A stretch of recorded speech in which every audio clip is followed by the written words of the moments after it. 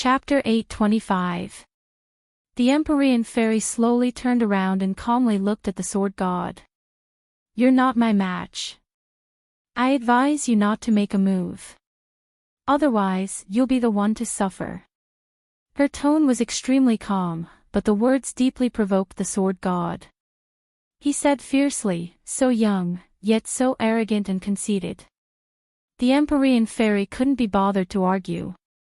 She only glanced at Tang Zheng.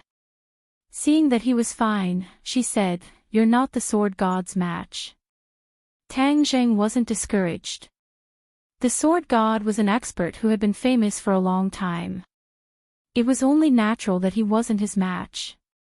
However, he had learned a lot from the battle of life and death just now. "The sword god won't give up. Then I'll leave it to you," Tang Zheng said. The Empyrean fairy's lips curled into a smile. "Isn't this bullying?" These words provoked the sword god even more. Even the people in the surroundings had mixed feelings. Some people sucked in cold breaths. They felt that this white-clothed woman didn't know the difference between life and death. Some people stared at her, wondering if she was really hiding her strength. Of course, there were even more people who were subdued by her beauty. This fairy-like appearance and temperament made others feel inferior. They couldn't help but lower their heads. In short, one circled plus. These words stirred up 1,000 waves. Everyone's attention was drawn to this area. "Since that's the case, let's see what kind of ability you have." The sword god took a deep breath. The nameless sword blazed with sword light and rushed into the sky. 9 heavens silver fall. The momentum was boundless. It charged forward and viciously chopped down at the Empyrean fairy's head. The Empyrean fairy was unmoved. It was as if she didn't see it at all. She was calm and collected. The sword energy swept out like a raging storm. It arrived above the Empyrean fairy's head in the blink of an eye. The Empyrean fairy didn't even look up. She only raised her arm slightly. Caw!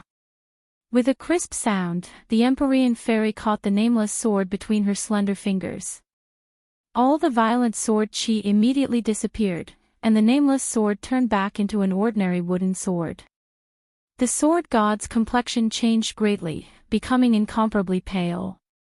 His peerlessly powerful 9th heaven Milky Way fall was actually so easily broken by her. One move. In just one move, he had been defeated. He had been utterly defeated and despaired. The Empyrean fairy looked at the god of swords and asked, "Do you believe me now?" The sword god was silent. Many others were so frightened that they sat on the ground. This scene was too terrifying. The sword god, who was high and mighty in their eyes, was actually unable to withstand a single move from this white-clothed woman. As soon as they exchanged blows, the nameless sword fell into the hands of the woman in white. Who exactly was she? Everyone couldn't help but look at Tang Zheng. Where did he find such a terrifying woman? What was their relationship? Could it be that she was also one of the mistresses in the Golden House? Then Tang Zheng was simply too lucky with women. Everyone had mixed feelings. Some were envious, some were jealous, some were afraid, and so on. But without a doubt, they were all deeply shocked. The god of swords did not give up completely. He used all his skills and roared, trying to get the nameless sword out of the 2 unbreakable fingers. Crack! However, the crack on the nameless sword suddenly expanded and spread all over the sword. After a crisp sound, the nameless sword shattered into pieces of wood. The nameless sword was destroyed. The sword god looked at this scene in horror. This was something he had never thought would happen. The nameless sword that had accompanied him for so long and had gone through so many storms of blood was destroyed just like that. Ah! The sword god roared and madly attacked the Empyrean fairy. The Empyrean fairy gently pointed with her finger. The moment her fingertip touched the sword god, his body froze. Then, like a kite with a broken string, he flew over the crowd and landed in the forest. Everyone couldn't help but look up at the sword god flying over their heads. Their hearts instantly fell to the bottom of the valley. Their legs went weak and they had the urge to run. The sword god was their greatest support, but now, he was defeated by a light finger from the woman in white. They were simply cannon fodder. No matter how many of them there were, they would only be sending themselves to their deaths. No one was a fool. They dared to gang up on her because they thought that there was something to be gained. Since there was nothing to gain and their lives were in danger, they naturally wouldn't stay here. Tang Jing couldn't help but feel emotional. He vaguely felt that the Empyrean fairy's cultivation was even higher than when she was in the mausoleum of the first Qin emperor. This meant that her cultivation had improved by leaps and bounds recently. Of course, he didn't know that the Empyrean fairy had been sealed in the mausoleum for more than 1,000 years.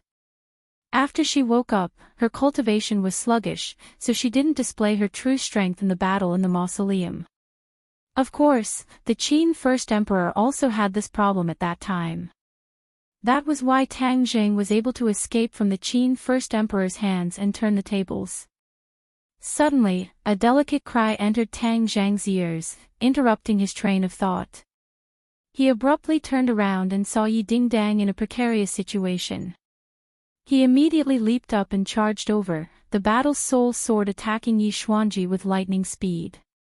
Seeing Tang Jing attacking, Yi Xuanji had no choice but to retreat in panic and dodge his attack. Yi Xuanji knew his own limits. He knew that he was no longer a match for Tang Jing. If he continued to fight, not only would he lose his life, even his Ya family would be completely destroyed here. He unwillingly looked at Yi Dingdang and shouted, "Retreat!" He turned around and ran away without the slightest hesitation. He didn't even leave behind a word or two. Yiku finally woke up as if from a dream. He had been entangled with Yi Tianlei for a long time, but Yi Tianlei had been avoiding and not fighting back. He had no chance to kill Yi Tianlei. At this moment, seeing Yi Xuanji escape, his heart was in despair. He knew that if he continued, only death would await him, so he resolutely turned around and ran away. Yi Tianlei looked at him with mixed feelings. He didn't stop him, but he was somewhat disappointed. From now on, he and the capital's Ya family were life and death enemies. The people of the Chu family also wanted to escape, but they were obviously not as lucky as the Ya family. Chu Xiaofeng was already lying in a pool of blood on the ground, and had been stepped on countless times.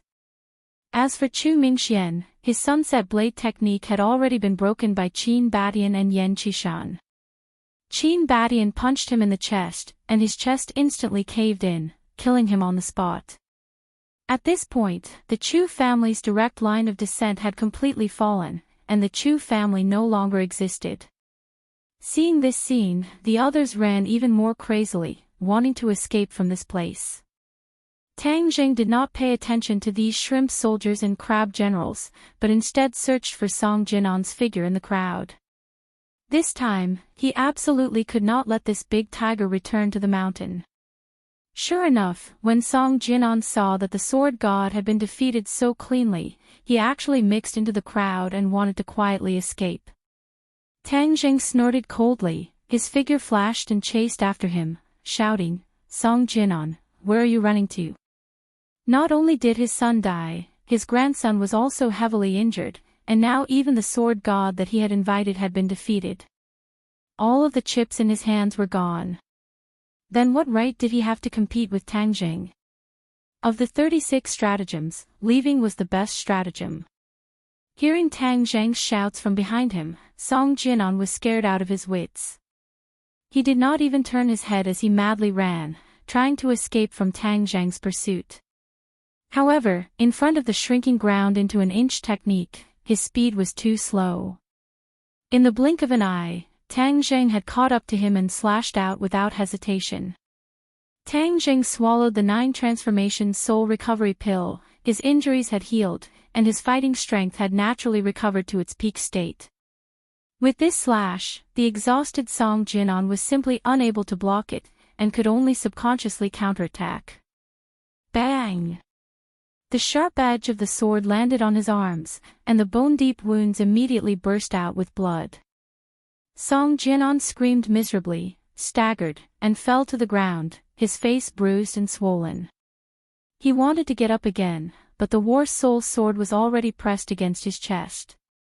He did not dare to move, but he still glared fiercely at Tang Jing, wishing that he could drink his blood and eat his flesh. The famous Song family had actually come to such a state. Song Jinan had never dreamed that he would be not only depressed, but also filled with hatred. Tang Zhang looked at Song Jinan without batting an eyelid. Although the other party was in a sorry state, he did not have the slightest bit of pity. This was a life-and-death enemy. If he were to pity him, then Tang Zhang would be a complete idiot. He would not be so soft-hearted. If not for the Song family repeatedly forcing them, why would the two sides have reached this step? When Yan Padian and the rest saw that Song Jinan had been captured, they immediately surrounded him and looked at him with mixed feelings. Song Jinan looked around and roared, "Today, you all relied on the help of a mysterious expert and won for a while. I will definitely get back at you in the future." Song Jinan was filled with regret. Why didn't he investigate the woman by Tang Zhang's side clearly?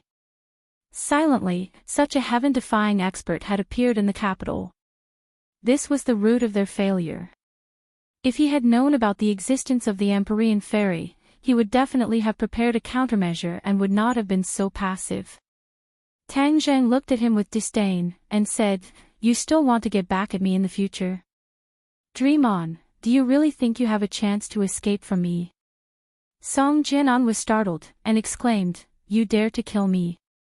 If you dare to kill me, I naturally dare to kill you. It's true that you're the patriarch of the Song family, but the country has long been afraid of you big families. If you die, the Song family will scatter. Do you think anyone will pursue my responsibility?" Tang Jing asked while beaming.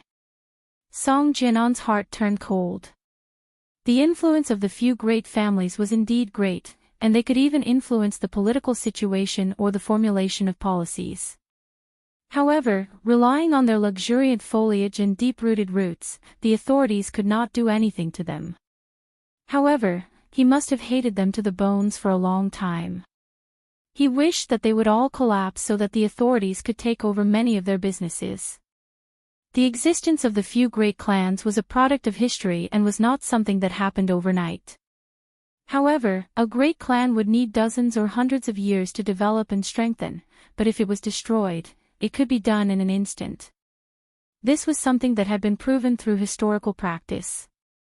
Song Jinan was very clear on this point, so the fluke in his heart had already vanished into thin air, and his face was lifeless.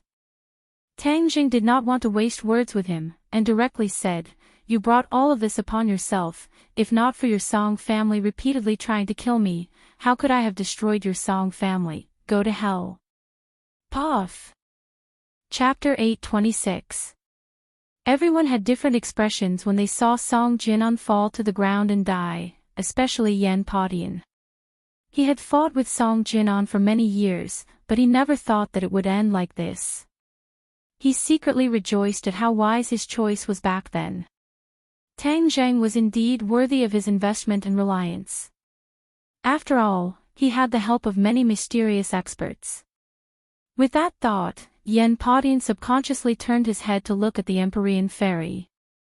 This white-clothed woman's strength was something he had never seen before in his life, and it was ridiculously high.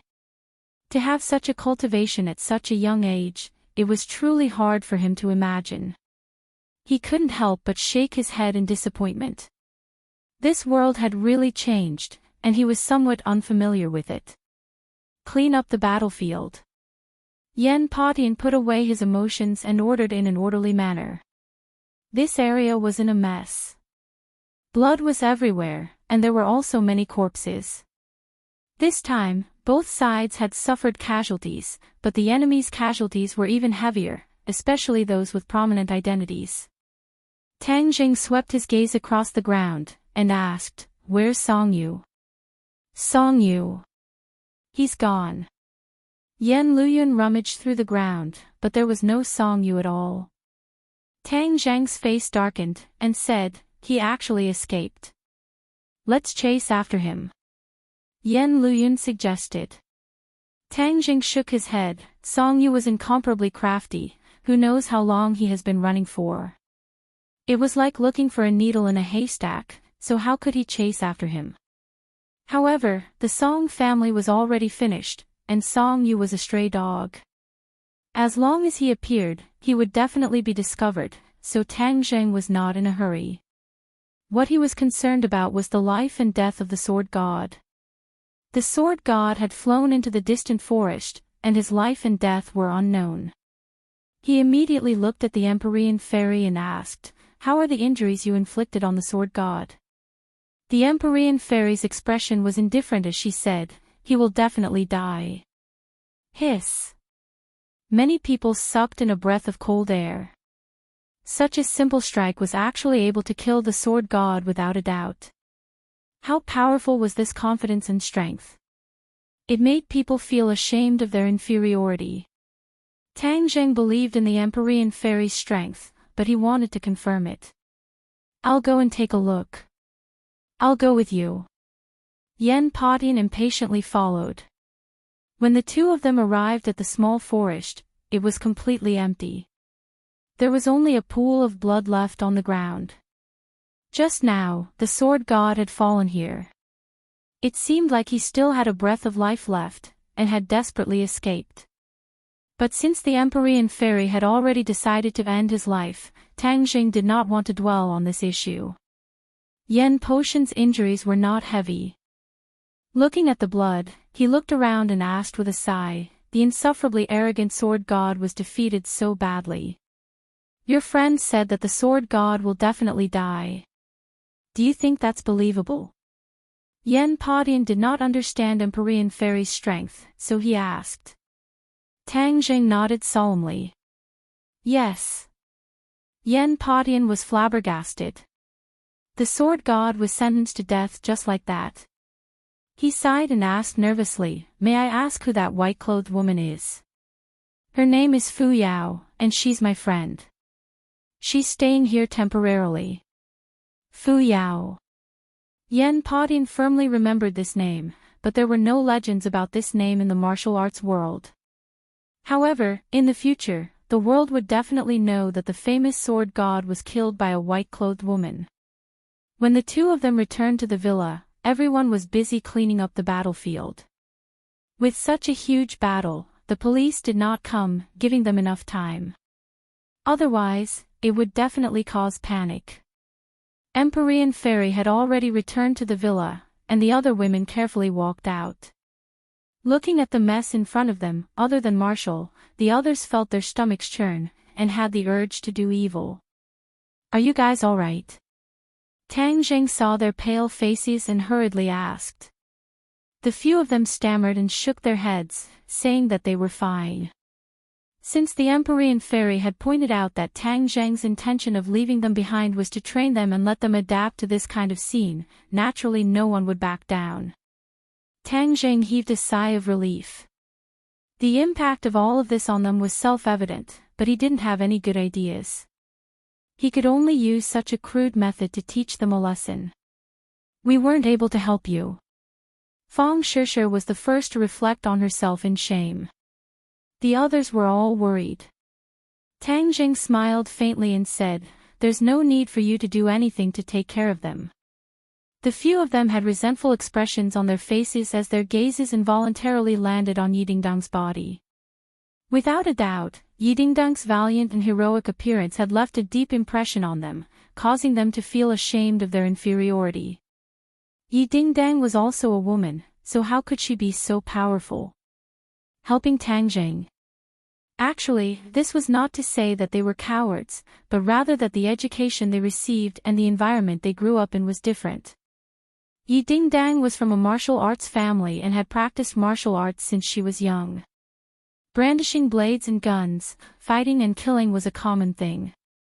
Even though Yi Dingdang had never experienced this kind of situation before, she was still able to quickly adapt to it and even burst forth with a brilliant performance. Yi Dingdang walked over, smiled sweetly at Tang Jing, and asked naturally and gracefully, "Are you all right?" Tang Jing shook his head. Seeing that there was a lot of blood on her body, his heart tightened and asked, "Are you all right?" Yi Dingdang lowered her head to look at herself, and said with a carefree smile, "It's just a superficial wound, not a problem. Besides, a lot of it is the blood of the enemy." Tang Jing breathed a sigh of relief. The other women were endlessly envious, thinking that one day they would also become like her. They had long heard of the complicated relationship between Tang Jing and Yi Dingdang, but now it seemed that they were the ones who were lagging behind. Yi Dingdang was fighting alongside Tang Jing, but they still had to hide in the house and wait for protection. The difference between them was obvious. Many people immediately felt a sense of crisis. "Everyone, enter the house first. I'll check everyone's injuries," Tang Jing said. "This injury is nothing much." Almost everyone was injured, it was just a matter of light and heavy, but without a doubt, Yan Potion's injuries were the heaviest. Of course, the sword god's attack was incomparable to others. "Elder Yan, let me check for you inside. Don't refuse," Tang Jing said in a deep voice. Yan Podian helplessly nodded in agreement, and the others also entered the house one after another, leaving their subordinates to busy themselves outside. Fortunately, the villa's living room was big enough, so the dozen or so people sitting down did not seem crowded. When they saw the room full of beauties, everyone had different expressions. Yi Tianlei and Feng Xinyang looked at each other, thinking to themselves that this was truly a golden house hiding a beauty. Dingdang's competitive pressure was too great. Yi Dingdang had long known about this, but seeing the other girls return to their own houses, she still had mixed feelings. They all had rooms here, but he had nothing. For a moment, she couldn't help but feel empty. But soon, she changed her mind. This was only temporary. One day, she would also move in with her head held high. "Today, I have to thank everyone for their help. If it wasn't for all of you, it would be hard for me to imagine what kind of scene it would be." Tang Jing cupped his fists and thanked them politely. Qin Batian was straightforward by nature. He waved his hand and said, "Young Master Tang, you are too courteous. Your matter is my matter. If someone in the capital wants to deal with you, how can I just stand by and watch?" Qin Batian had once sworn to protect Tang Jing with his life, so Tang Jing was rather grateful to him and nodded his head heavily to express his gratitude. Yi Tianlei's expression was resentful, pained, and embarrassed. This time, he had publicly broken off his relationship with the Ye family in the capital, and in order to protect him, Yi Dingdang had killed Yi Tianming. "Tang Jing, can I ask you for a favor?" Finally, Yi Tianlei couldn't help but ask. Tang Jing jumped in fright and said in fear and trepidation, "Uncle Yi, you are asking me too much. If there is anything, just say it, I will definitely do it." Yi Tianlei had done everything he could to help Tang Jing, and Tang Jing was very grateful. Moreover, he had a relationship with Yi Dingdang, so it was reasonable for him to agree to Yi Tianlei's request. "You also saw what happened today. The Ye family, the Song family, and the Chu family worked together to deal with you. Of course, the Ye family is your enemy. If you want to deal with the Ye family, of course there will be no problem, but, after all, I am from the Ye family. Moreover, my elder brother is also dead, and the Ye family has suffered a great loss. It can be considered as a lesson learned. Can you let them off this time?" Yi Tianlei asked nervously. In fact, he was a little embarrassed to make such a request. After all, the Ye family and Tang Jing had completely fallen out, and were enemies of life and death. This request was a little difficult. However, Yi Tianlei had deep feelings for the Ye family. Although the other party was heartless and unjust, he couldn't do that, so he hoped to fight for a chance for them to survive. especially after he saw how Tang Jing dealt with the Song family. Even Song Jianan couldn't escape death. He was deeply afraid that Tang Jing would take advantage of the victory to pursue and destroy the Ya family in the capital. When he said this, Yi Dingdang was the first to voice her dissatisfaction. She angrily retorted, "Dad, they disregarded our family and wanted to kill you. Is there a need for you to plead for them?" Yi Tianlei said embarrassedly, "But after all, I am from the Ya family." "Humph, you were already expelled from the Ya family back then.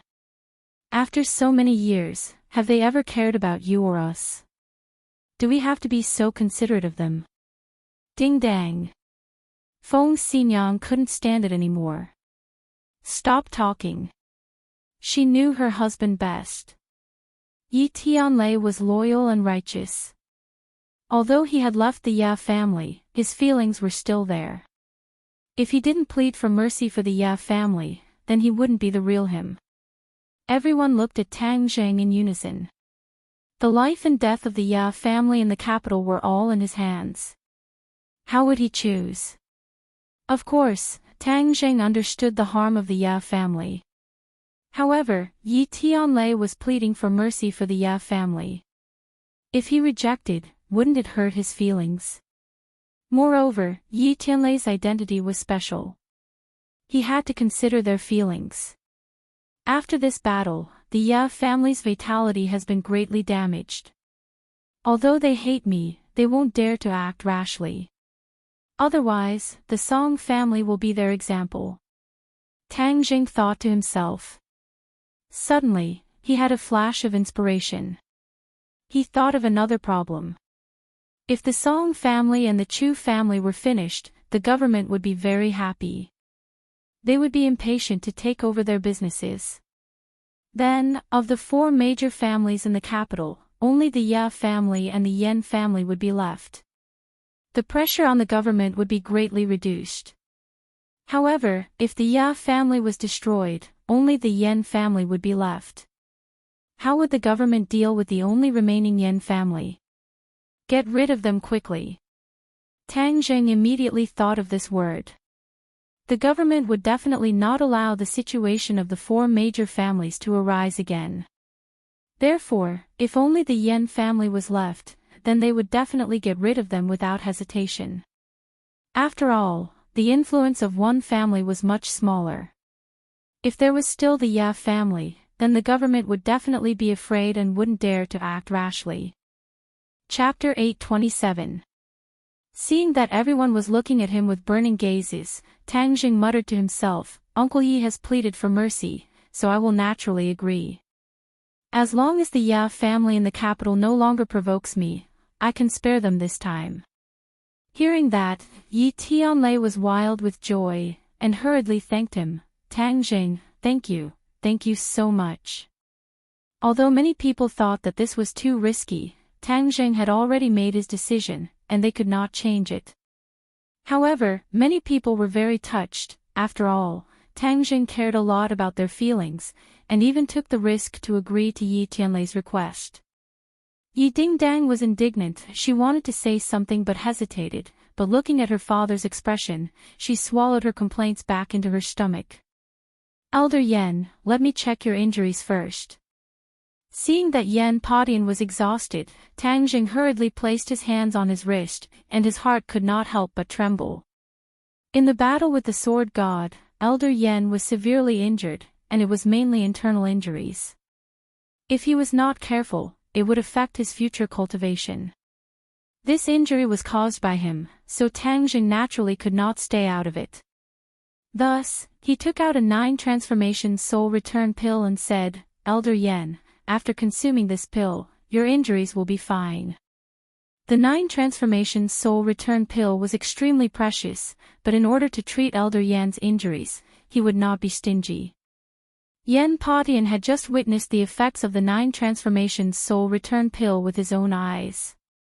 He subconsciously looked at Tang Zhang's hands, which had long since recovered to its original state. He understood that this was a healing panacea and said excitedly, "My injuries will be fine after recuperating for a period of time." This medicine is too precious. Yen Patian had an extremely good relationship with the king of medicine, but he had never seen the king of medicine concoct such a pill, so he guessed that it must have been concocted by Tang Jing using a cultivator's methods. Tang Jing shook his head. This medicine is used to treat injuries. Although it is precious, it is not a problem. Elder Yen, please do not decline. Then. All right. Yen Patian happily took it and swallowed it. Immediately, a strong vitality burst forth from the pill, and his internal injuries were quickly healed. Even the small wounds on his body were healed. He personally felt the miraculous effects of this medicine and couldn't help but be dumbfounded. He exclaimed, "This is too mysterious." He stood up and moved his muscles and bones. He actually felt that his condition was better than before the battle. Moreover, that powerful vitality had caused many changes to his body. He was already old, and his bodily functions were deteriorating little by little. However, that vitality changed the situation, allowing his body to return to its middle-aged state.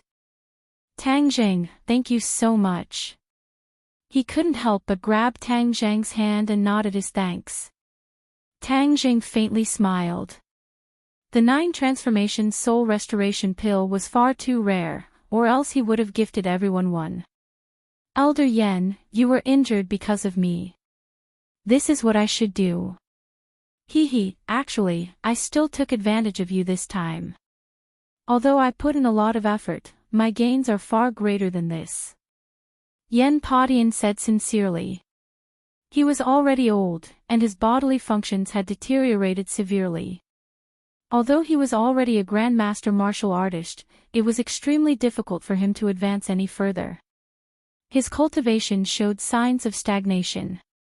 However, after consuming the 9 transformation soul restoration pill, his bodily functions had almost recovered to his middle-aged state, and the cultivation shackles had been broken. Naturally, he had the chance to break through to a higher level of cultivation. Furthermore, the mysterious energy that Tang Jing had injected into his body had caused his dragon form technique to advance by leaps and bounds. This was something that he did not even dare to think about, so this time, he could be considered to have gained a lot. When everyone heard this, they looked at Yen Patian suspiciously, guessing that his so-called harvest was probably the pill from before. They couldn't help but envy him. This time, we have won a great victory. The Song and Chu families are almost finished. Therefore, we have to discuss how to seize more benefits for ourselves as quickly as possible. They are like 2 elephants.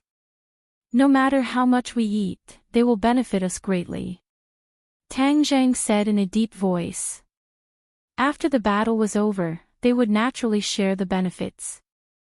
Taking advantage of the fact that the authorities had yet to fully react, they had to seize this opportunity to fight for more benefits for themselves. Otherwise, the opportunity would be fleeting. At that time, everything would belong to the country, and it would be impossible for them to obtain benefits from it. Everyone's expression immediately became excited, especially Yen Qishan and Qin Batian. The Yen family was the strongest family to begin with, and if they were to take another step forward, their strength would reach another level.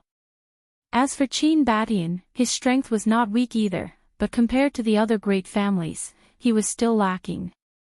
With this opportunity, the Qin family would truly rise, and perhaps a new family would be born. This matter was simply a miracle to him. Of course, Qin Batian was also an ambitious person. He had always had a dream in the depths of his heart, and that was to personally create a Qin family like the other great families, and pass it down from generation to generation. However, his foundation was not enough, and his strength was still shallow. All of this was just a daydream. Now, it seemed that all of this was not an illusion. Under the influence of Tang Jing, all of this was approaching him at a fast pace. Both the Song and Chu families fell in your hands, so of course all of these benefits belong to you. Yen Patian said magnanimously. The 9 transformations soul return pill and the dragon chi had already allowed him to reap a lot of benefits. He was not greedy, so he took the initiative to give up this portion of the benefits. Tang Jing shook his head. This is the result of everyone's joint efforts, so, everyone deserves it, so don't refuse. Tang Jing, you are generous, so if we continue to decline, it will seem like we are being overly sentimental. However, the majority of it is naturally yours, and your company is rapidly rising. With these resources, you can develop even faster and become even stronger. Yen Padian said. Tang Jing did not decline pretentiously, and nodded in agreement. However, all of this was a business operation, and he was not familiar with it, so he handed it all over to Mu Hongyan. As a result, a few forces immediately told him to operate, dividing up the Song and Chu families. Tang Jing, there is one more thing that I must remind you of. Since you all say that the sword god will definitely die, but he is after all the leader of the sword pavilion, and this matter is of great importance. I wonder what kind of power he has behind him, and the death of the sword god is not the end, but the entire body is affected. I wonder how many more things will happen, so you have to be on guard against them. Yen Padian was very experienced, he could see through the essence of the matter with a single glance, and warned solemnly. Tang Jing nodded his head. He knew more than Yen Padian, and knew that behind the sword pavilion was the Azure Dragon Palace. He had no choice but to think about how this mysterious power and the mysterious High Lord would react. If the Azure Dragon Palace were to make things difficult for him, how should he deal with it? He subconsciously looked towards the Empyrean Fairy's room. Without a doubt, he had no choice but to place his hopes on the Empyrean Fairy, but what if the Empyrean Fairy left him in the future? Therefore, forging iron required one's own strength. The safest way was to continue to raise one's own strength. Everyone followed his gaze and looked towards the tightly shut door. They knew that the white-clothed woman who had killed the sword god was inside. Without a doubt, the appearance of the Empyrean Fairy was one of the biggest shocks of the day, allowing them to truly understand what it meant by there was always someone better than them. Yen Padian had been suppressing his curiosity and did not ask, but Feng Xinyang's fiery personality could not help but ask directly, "Little handsome brother, who exactly is that lady?" Even Tang Jing himself was not clear about the origins of the Empyrean Fairy, and said honestly, "Aunt Feng, I really don't know where she came from, she is only temporarily staying here, as for her cultivation, even I am not clear. In short, she is very powerful." Feng Xinyang curled his lips and said, "I wonder where you found such a powerful girl." Feng Xinyang could not help but feel that the pressure of her daughter's competition was too great. Of course, she mistakenly thought that the Empyrean Fairy was also Tang Zhang's confidant. Seeing that Tang Jing could not say anything, everyone was preparing to leave. Suddenly, Tang Zhang's pupils constricted as he looked out the door, his eyelids twitching. "Someone's coming." Yen Padian also looked out the door at the same time and exclaimed. Seeing that everyone was nervous, Tang Jing waved his hand, indicating that everyone should not worry. He walked out and saw a person walking into the courtyard in the blink of an eye. The person who came looked around the battlefield. Many people were still busy cleaning up the battlefield. The corpses had already been moved away, but the ground was still a mess. He slightly frowned, looked at Tang Jing, and then looked at the people around him, and said, "Tang Jing, come with me." Number 2. Tang Zhang and Yen Padian exclaimed at the same time. This person was the chief's personal guard, number 2, a mysterious person who would not easily appear. Yen Padian had only met him once many years ago. Tang Jing knew number 2, so he naturally knew that his identity was special. The others were confused. Who was this person? Why was his name so strange, called number 2? Number 2's tone was old-fashioned and stiff, making people feel a bit hostile. Feng Xinyang was eager to protect her child. She directly stood in front of Tang Jing and said, "Little handsome brother, this person is not simple, be careful." Tang Jing nodded lightly, and said to number 2, "May I ask what's the matter?" "You've caused such a huge disaster this time, and you still dare to ask about it. Number two's tone was not good. What Tang Zheng had done this time was indeed out of his expectations. After all, he had just gotten rid of Xing Feng a while ago, which made the authorities extremely dissatisfied. However, it had only been a few days, and he had done such a huge thing right under their noses. How could it not be shocking? Tang Jing expected that the authorities would find him sooner or later, but he did not expect their reaction to be so fast.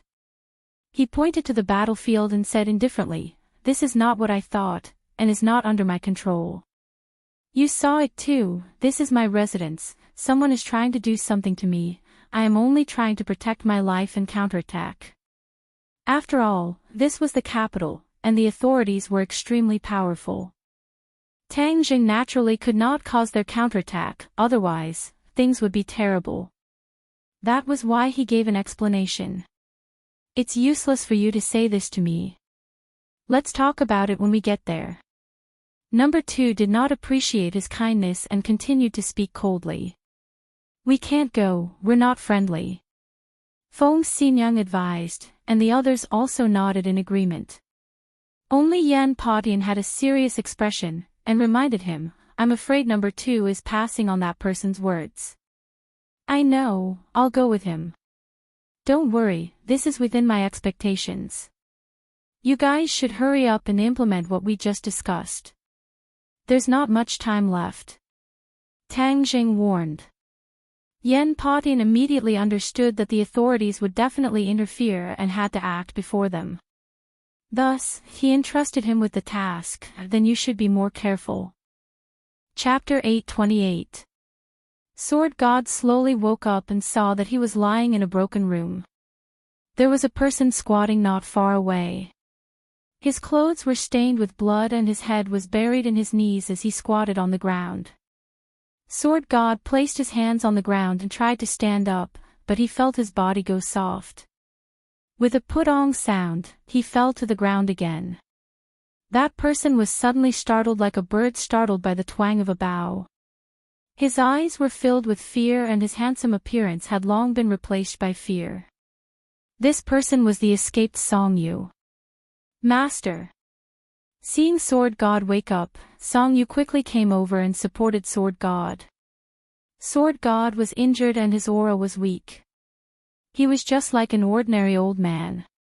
He was still holding half of the nameless sword and a large part of his chest was caved in. His face was pale and his aura was weak. The Sword God raised his eyelids. When he saw Song Yu, his expression was particularly complicated. This time, the Song family had an unavoidable responsibility for the failure of the mission. Toward Song Yu, he naturally would not be amiable. He coldly said, "Where are we?" "Master, I saved you. We have already escaped from that place.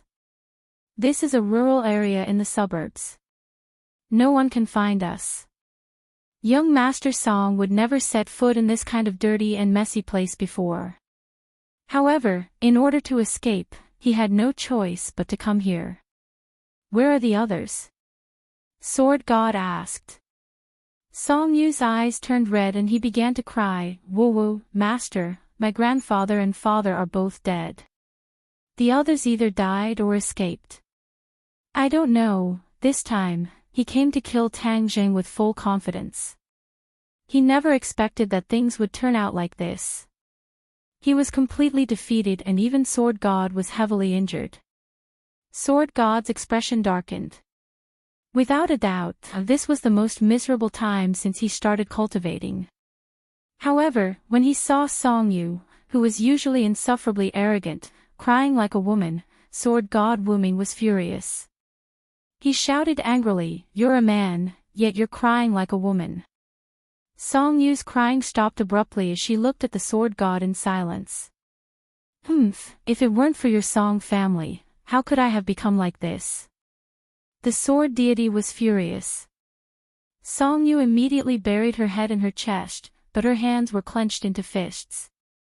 Her family was ruined, and her master still wanted to blame her. It was too much. However, the Sword God's prestige was deeply rooted in his heart, so he didn't dare to refute. If he wanted revenge, he could only rely on the sword god, so he said, "Sherzuin, are we going to give up just like that? Not only did he hurt you, but he also destroyed my family. We must take revenge." Cough cough. The god of swords coughed violently and said weakly, "Revenge? Of course we have to take revenge." However, his eyes dimmed. These two words were easy to say, but it was extremely difficult to carry out. The god of swords was very clear about his own injuries and knew that he would not live for long. He had no idea who that white-clothed woman was, and he was afraid that even the High Lord did not know. This matter was too big, and he had no choice but to take it seriously. He was anxious to pass this information back, but he couldn't hold on until he returned to Sword Pavilion. But before he died, he had to figure out one thing, and that was the truth behind Sword 13's death. Originally, he didn't believe what Tang Jing said, but things were different now. When he recalled the scene at that time, he couldn't help but have doubts. Tang Jing had the white-clothed woman's help, so there was no need to fabricate a lie. Moreover, the Song family's reaction was too intense and too strange. Now that he thought about it, there were many things that didn't make sense. Sword 13 was his most valued disciple. Even if he didn't have long to live, he still wanted to figure out the ins and outs of the matter. "Disciple, let me ask you something. You must tell me honestly," the god of swords asked in a deep voice. Song Yu's heart thumped as she had a bad premonition. She asked nervously, "What is it?"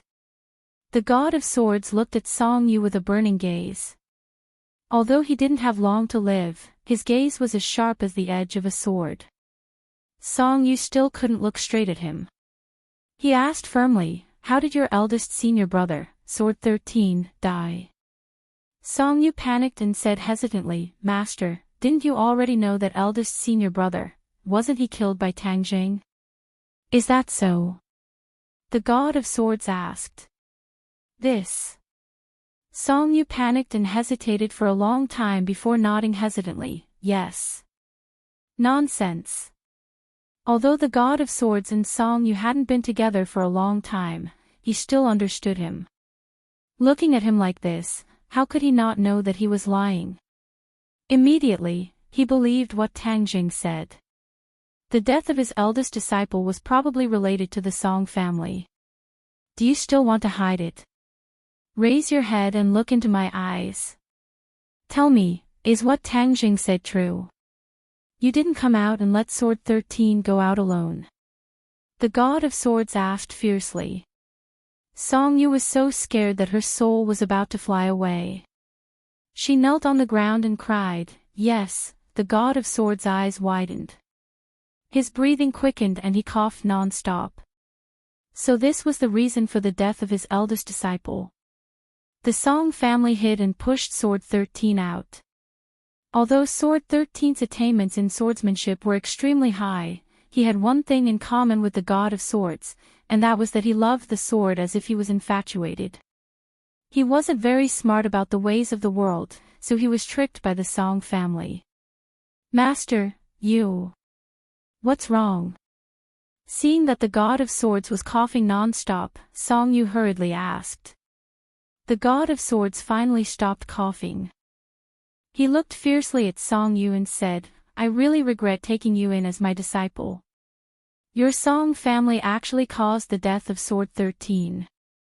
The Song family brought all of this upon themselves. If I wasn't injured, I'm afraid that just because of this, I wouldn't have let your Song family have an easy time." The god of swords hated evil as if it was his enemy, and didn't give Song Yu any face at all. Song Yu was shocked. If the god of swords wanted to destroy the Song family, even if there were 10 Song family members, they wouldn't be his match. Immediately, Song Yu's heart was filled with anger. She couldn't help but clench her fists even tighter. She also gritted her teeth, and a faint killing intent flashed in her eyes. But he didn't dare do anything. The reputation of the god of swords had long since been deeply ingrained in his bones. He didn't dare offend his superior at all. "Master, calm your anger. We had no choice but to do this. If it wasn't for Tangjing pressuring us step by step, we wouldn't have done this." Song Yu took a deep breath, suppressed the hundreds and thousands of twists and turns in her heart, and explained pitifully. "Humph. This is the people of your large families. All of them are sinister and cunning. They only know how to sacrifice others to protect themselves. They're extremely despicable." The God of Swords had an extremely deep relationship with Sword 13's master and disciple, and he still continued to rattle on angrily. Song Yu's expression became extremely unsightly. She was submissive and didn't know how to reply. After a long time, the God of Swords' anger calmed down slightly, and he said, "Raise your head, look at me, and listen to my orders." Song Yu raised her head nervously, and she was shocked when she saw that the God of Swords' face had become even paler, as if he was a dead person. The God of Swords trembled as he took out a command token from his bosom, and he said, "Return to the Sword Pavilion and bring this command token to your second senior brother. Tell him that from now on, he's the successor of the Sword Pavilion, and he must lead the Sword Pavilion to develop and strengthen step by step." Song Yu was dumbstruck as he looked at the command token. He recognized that this was the command token of the Master of the Sword Pavilion. With this command token, everyone in the Sword Pavilion had to listen to his orders. Master actually wants to pass the position to second senior brother. Could it be that his injuries? Song Yu was shocked in her heart, and she looked at the God of Swords with a burning gaze, and she felt that his condition was extremely bad. "So," she probed, "Master, you're still alive, so why are you passing the position to second senior brother? With your leadership, our Sword Pavilion can become even stronger." The God of Swords' eyes dimmed, and he sighed, "I can't hold on anymore. That white-clothed woman is too powerful.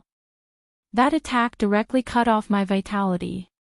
If it wasn't for my profound cultivation, I'm afraid that I wouldn't have been able to hold on until now." Song Yu's face changed. "She's that powerful?" "Yes, she's too powerful. When you return, you must tell this news to the Honorable Lord. You must ask the Honorable Lord to pay attention to this person." The God of Swords urged. "Honorable Lord," Song Yu's heart skipped a beat. He had only heard of the Honorable Lord's name, but he had never seen him in person. But he knew that this person was the person behind the Sword Pavilion, and everyone in the Sword Pavilion, including the God of Swords, had to listen to his orders. So, Song Yu was both curious and in awe of the Honorable Lord. There was actually someone in this world that could make the God of Swords bow to him. Just how powerful was this person? Song Yu couldn't imagine. Yes, although you haven't seen the Honorable Lord before, you will definitely have the opportunity to see him when you return this time. You must be respectful to the Honorable Lord, and you must carry out any orders of the Honorable Lord. Do you hear me? Yes. Master, you really can't hold on anymore. Yes, I can't hold on anymore. I never thought that I would end up like this after roaming unhindered for my entire life. The God of Swords sighed and took out another sword manual. On the cover, the words, "Ninth Heaven Galaxy Fall," were written. Song Yu's heart jumped wildly.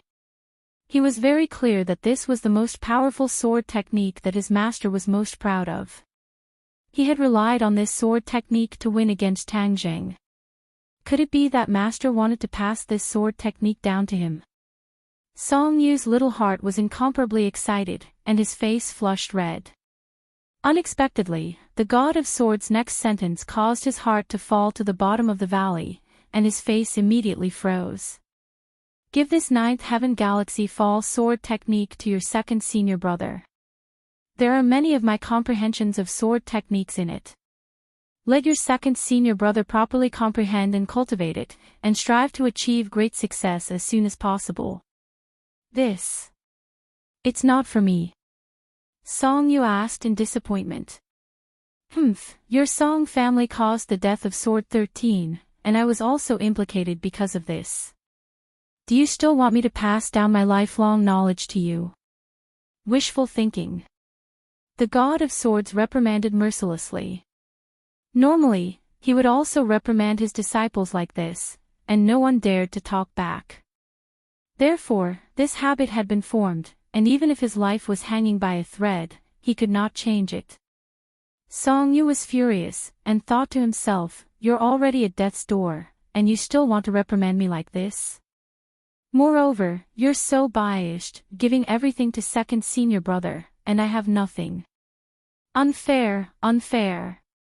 He shouted in his heart, and his expression became extremely unsightly. The God of Swords looked at him suspiciously and asked, "Did you hear what I said? Give everything to your second senior brother." Song Yu suddenly roared, and said, "If I give him everything, then what do I have? I'm not your messenger. I didn't punish you, and that's already considering our relationship as master and disciple. Do you still want to ask for more?" The God of Swords flew into a rage. "Ah, you're about to die, and only I know what you said. I said that I'm the next master of the Sword Pavilion, and second senior brother. You can only listen to my orders." Song Yu suddenly laughed, and the madness in his eyes was difficult to conceal. The God of Swords' heart thumped, and said, "You dare not listen to my orders. This is deceiving your master and destroying your ancestors." You're already at death's door, so what if I deceive my master and destroy your ancestors? Since you've said so, then I'll let you experience what it means to truly deceive your master and destroy your ancestors. Song Yu's killing intent erupted, and he suddenly grabbed the God of Swords' neck, and used all his strength to choke him. "You, evil disciple, deceiving your master and destroying your ancestors." The God of Swords was already at the end of his life, and he was unable to catch his breath.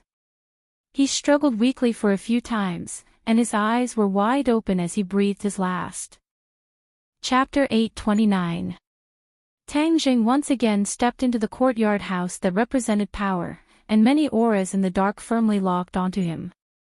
It was clear that his actions this time had caused the officials to be even more fearful. He walked in casually, but this time he did not go to the study. Instead, he went to the living room. Even number 2 did not leave. He stood respectfully behind the bureau chief. As for those auras in the dark, they did not disappear. They were obviously guarding against him. His actions had completely exceeded the control of the government. They had to be on guard. The bureau chief's face was gloomy, as if dark clouds were pressing down on the sky. He looked at Tang Jing sternly and said, "You really can't stop for even a day. This time, even the Song and Chu families have fallen in your hands." The other party went straight to the point. Tang Jing did not beat around the bush and said directly, "The bureau chief is very observant. Naturally, you know what happened this time. I am at home. These people came to kill me. I can't just stretch my neck and ask them to do it, right? Didn't you promise me that you will not stir up trouble in Beijing?" The bureau chief questioned. Tang Jing said calmly, "I didn't stir up trouble. I had no choice. Whatever you say makes sense. Whether it makes sense or not, the bureau chief will judge. Moreover, the biggest beneficiary of this incident is the country, isn't it?" Tang Jing asked with a smile. The bureau chief was stunned and fell silent. This sentence hit the nail on the head. Although the bureau chief was very angry with Tang Jing's actions, he also understood that this was very beneficial to the country. They had long wanted to deal with the big families. However, the government could not act without restraint. Because of this, they did not dare to take action. "I did what the country could not do. I am a meritorious person," Tang Jing joked. The bureau chief snorted and said, "Meritorious person? Do you know how serious the consequences are? Is it really that serious? I believe that the country will definitely find a way to calm the situation and maximize its own benefits." Tang Jing went straight to the point. Every sentence hit the nail on the head, making the bureau chief very passive. The bureau chief understood that he had seen everything clearly, so he couldn't do anything even if he wanted to. Although his words were full of arrogance, he wouldn't fly into a rage just because of that. In fact, in retrospect, Tang Zheng's series of actions were not harmful to the country at all. Instead, he helped the country eliminate a threat. However, he was free and undisciplined in his actions, which gave the chief a headache. The chief wanted to use this opportunity to teach him a lesson so that he wouldn't cause any more trouble. "You sure have a glib tongue. You make it sound so easy." The bureau chief still didn't give him a good look. Not to mention the Song and Chu families, even the sword god was defeated by you. Who exactly is that woman in white, and what is her relationship with you? This was the main point. There was a super expert like the white-clothed woman in the capital, which made him feel uneasy. He also wanted to see the face of the heroine, but his subordinates kept dissuading him. Finally, he gave up the idea. Even the sword god wasn't a match for the white-clothed woman. If she was brought here, even if there were hidden experts protecting her, the bureau chief would still be in danger. Therefore, they couldn't let the bureau chief take the risk. However, finding out the background of the white-clothed woman was a top priority. After all, there was such a powerful person hidden in the capital, which was a hidden danger. Tang Zheng was very meticulous. Seeing the bureau chief take the initiative to mention the Empyrean fairy, he understood his worries. However, the Empyrean fairy's background was mysterious, and it was related to Qin Shi Huang. Of course, he couldn't tell the truth. Therefore, he pondered for a moment and said, "This person's name is Fu Yao. I met her by accident. As for her background, she always kept it a secret, so I don't know." Seeing him evade everything, how could the bureau chief easily believe him? His face darkened and said, "She lives in your house and helped you fight off the enemy. You say you don't know her background. Hee, do you think you are lying to a 3-year-old child?" Tang Zheng's expression didn't change. He said unmoved, "I really don't know. As for why she lives in my house, maybe it's because we are both cultivators." The Empyrean fairy's identity as a cultivator wasn't a secret. Therefore, he admitted it without hesitation. "You are not the only cultivator in this world. Why doesn't she live in someone else's house, but yours?" the bureau chief asked. Tang Jing shrugged, "I don't know about that." Seeing that he wasn't afraid of boiling water, the bureau chief couldn't do anything. He couldn't force him. However, the bureau chief didn't give up and continued to ask, "What is her cultivation level?" Tang Jing sighed and said, "I really don't know." This was the truth. He also wanted to know the Empyrean fairy's cultivation level. However, she didn't tell him. He couldn't do anything about it. The bureau chief raised his thick eyebrows and said angrily, "You don't know anything. What do you want to do?" "I don't want to do anything. I just want to live a quiet life." The bureau chief was very dignified, but he couldn't oppress Tang Zheng. The bureau chief's breathing also became hurried. This time, he specially invited Tang Zheng here. Other than to beat him up, the most important reason was to find out more about the woman in white. Now, he only knew that she was called Fu Yao. He didn't know anything else. This made him very depressed and angry. However, facing Tang Jing, no matter how angry he was, he couldn't vent it. He was like a ball of cotton. When he punched him, he was soft and didn't have any place to exert force. The bureau chief stared at Tang Jing. Seeing that his expression was as calm as a rock, he knew that he couldn't get anything out of him. Therefore, he changed the topic and said, "The sword god was defeated. He definitely won't let this go. How are you going to deal with this?" "I have to correct you. The sword god wasn't defeated. He was seriously injured and will definitely die." Tang Jing corrected him. What? The sword god will definitely die. The bureau chief's eyelids twitched. He held the armrest of the chair with both hands and almost stood up in shock. Number 2 was also shocked. He looked at Tang Zheng in disbelief. However, looking at his calm and confident expression, it was obvious that he wasn't lying. Tang Zheng had already expected their reaction. After all, the sword god was famous, so he didn't think that he would die so easily. He lightly nodded his head. Yes, this is Fu Yao's judgment. I believe in her judgment. She killed the sword god so easily. The bureau chief was so shocked that he couldn't speak. Tang Zheng nodded heavily. The bureau chief should know that the Azure Dragon Palace is behind the sword god. This is the target we need to guard against. The Azure Dragon Palace has always been mysterious. The Azure Dragon Palace. The bureau chief's eyes twitched. Although the Azure Dragon Palace is mysterious, they abide by the rules, unlike you who always break the rules. Does the Azure Dragon Palace really abide by the rules? I don't think so. Tang Zheng smiled disapprovingly. Since the country is so afraid of the big clans, isn't it worried about the Azure Dragon Palace? The martial arts organization, Li Palace, and the Azure Dragon Palace were 3 big mysterious organizations. If they caused trouble, it would be extremely dangerous. They were the ones the country should be wary of. However, the country had always let them do as they pleased. This made Tang Zheng somewhat suspicious. You think the Azure Dragon Palace will come to the capital to avenge the sword god? The bureau chief asked. I can't rule out this possibility. Tang Zheng stared at the bureau chief with a burning gaze.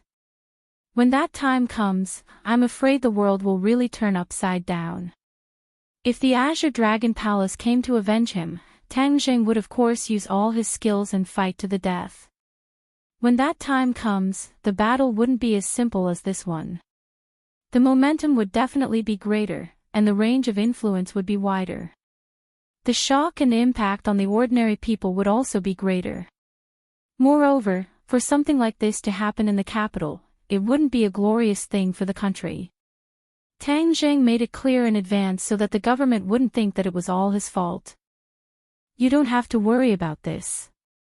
If the Azure Dragon Palace dares to come to the capital, then we naturally won't sit idly by. The bureau chief said solemnly. Tang Zheng looked at him suspiciously. Could it be that the country had some method to deal with the Azure Dragon Palace? But even if he asked, the other party definitely wouldn't say it out loud. He simply didn't ask and said, that's for the best.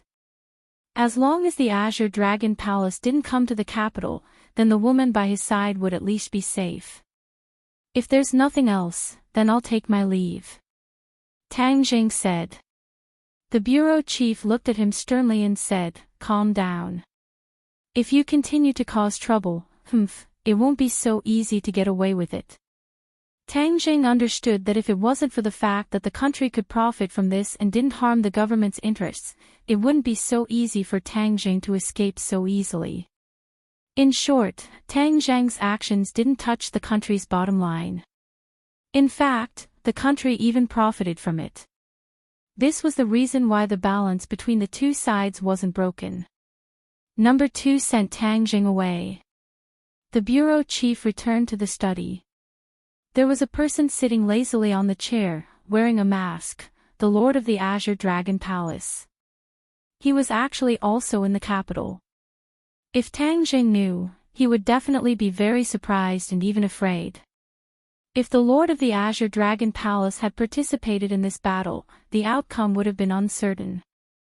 The bureau chief looked at the lord with shining eyes and said, the sword god is already dead.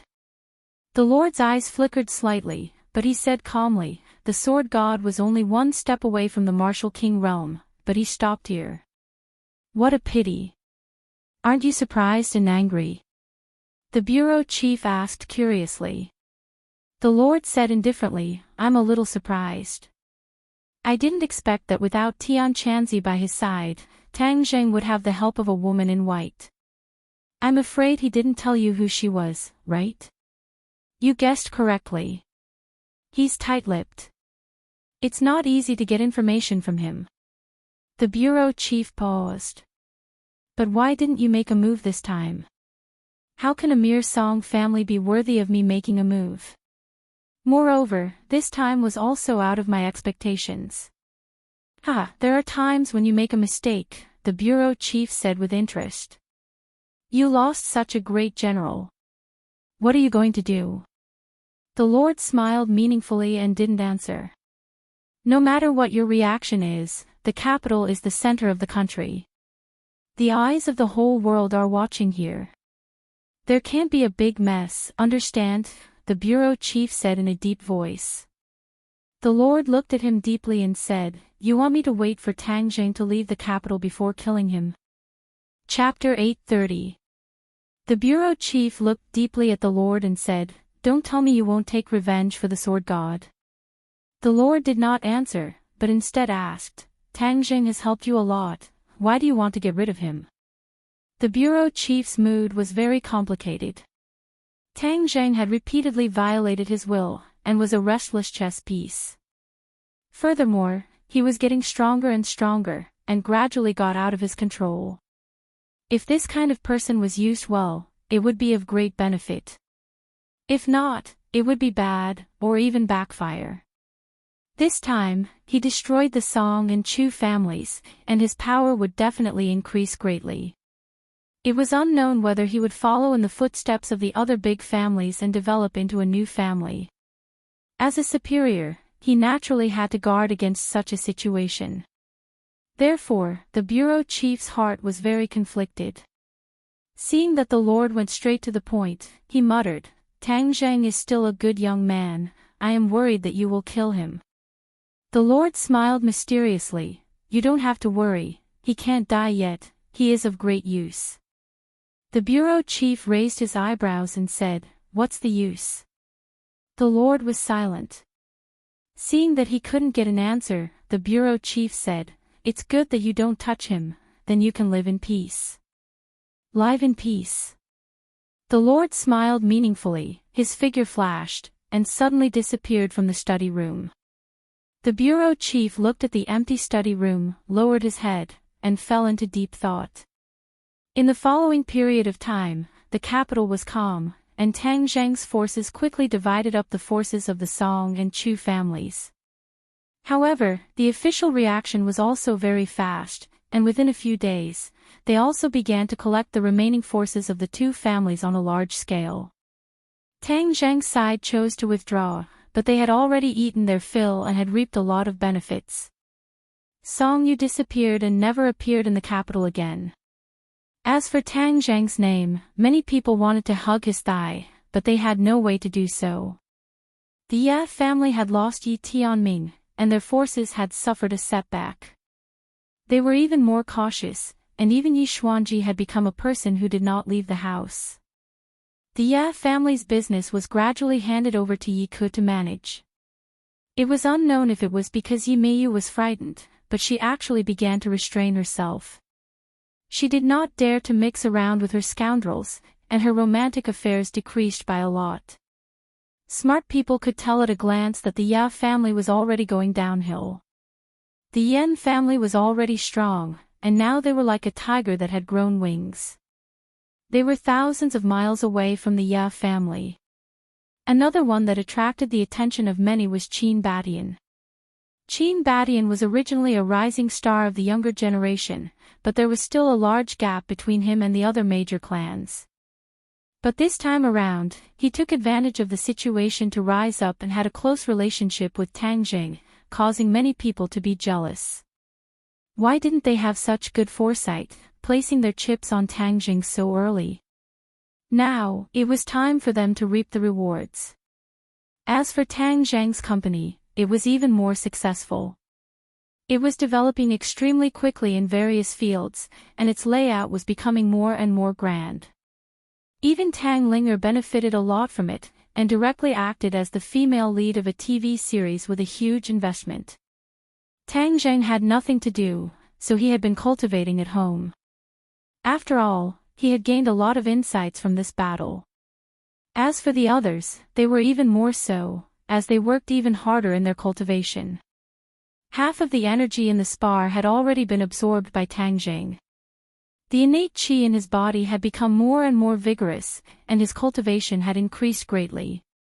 But his quiet days were quickly broken.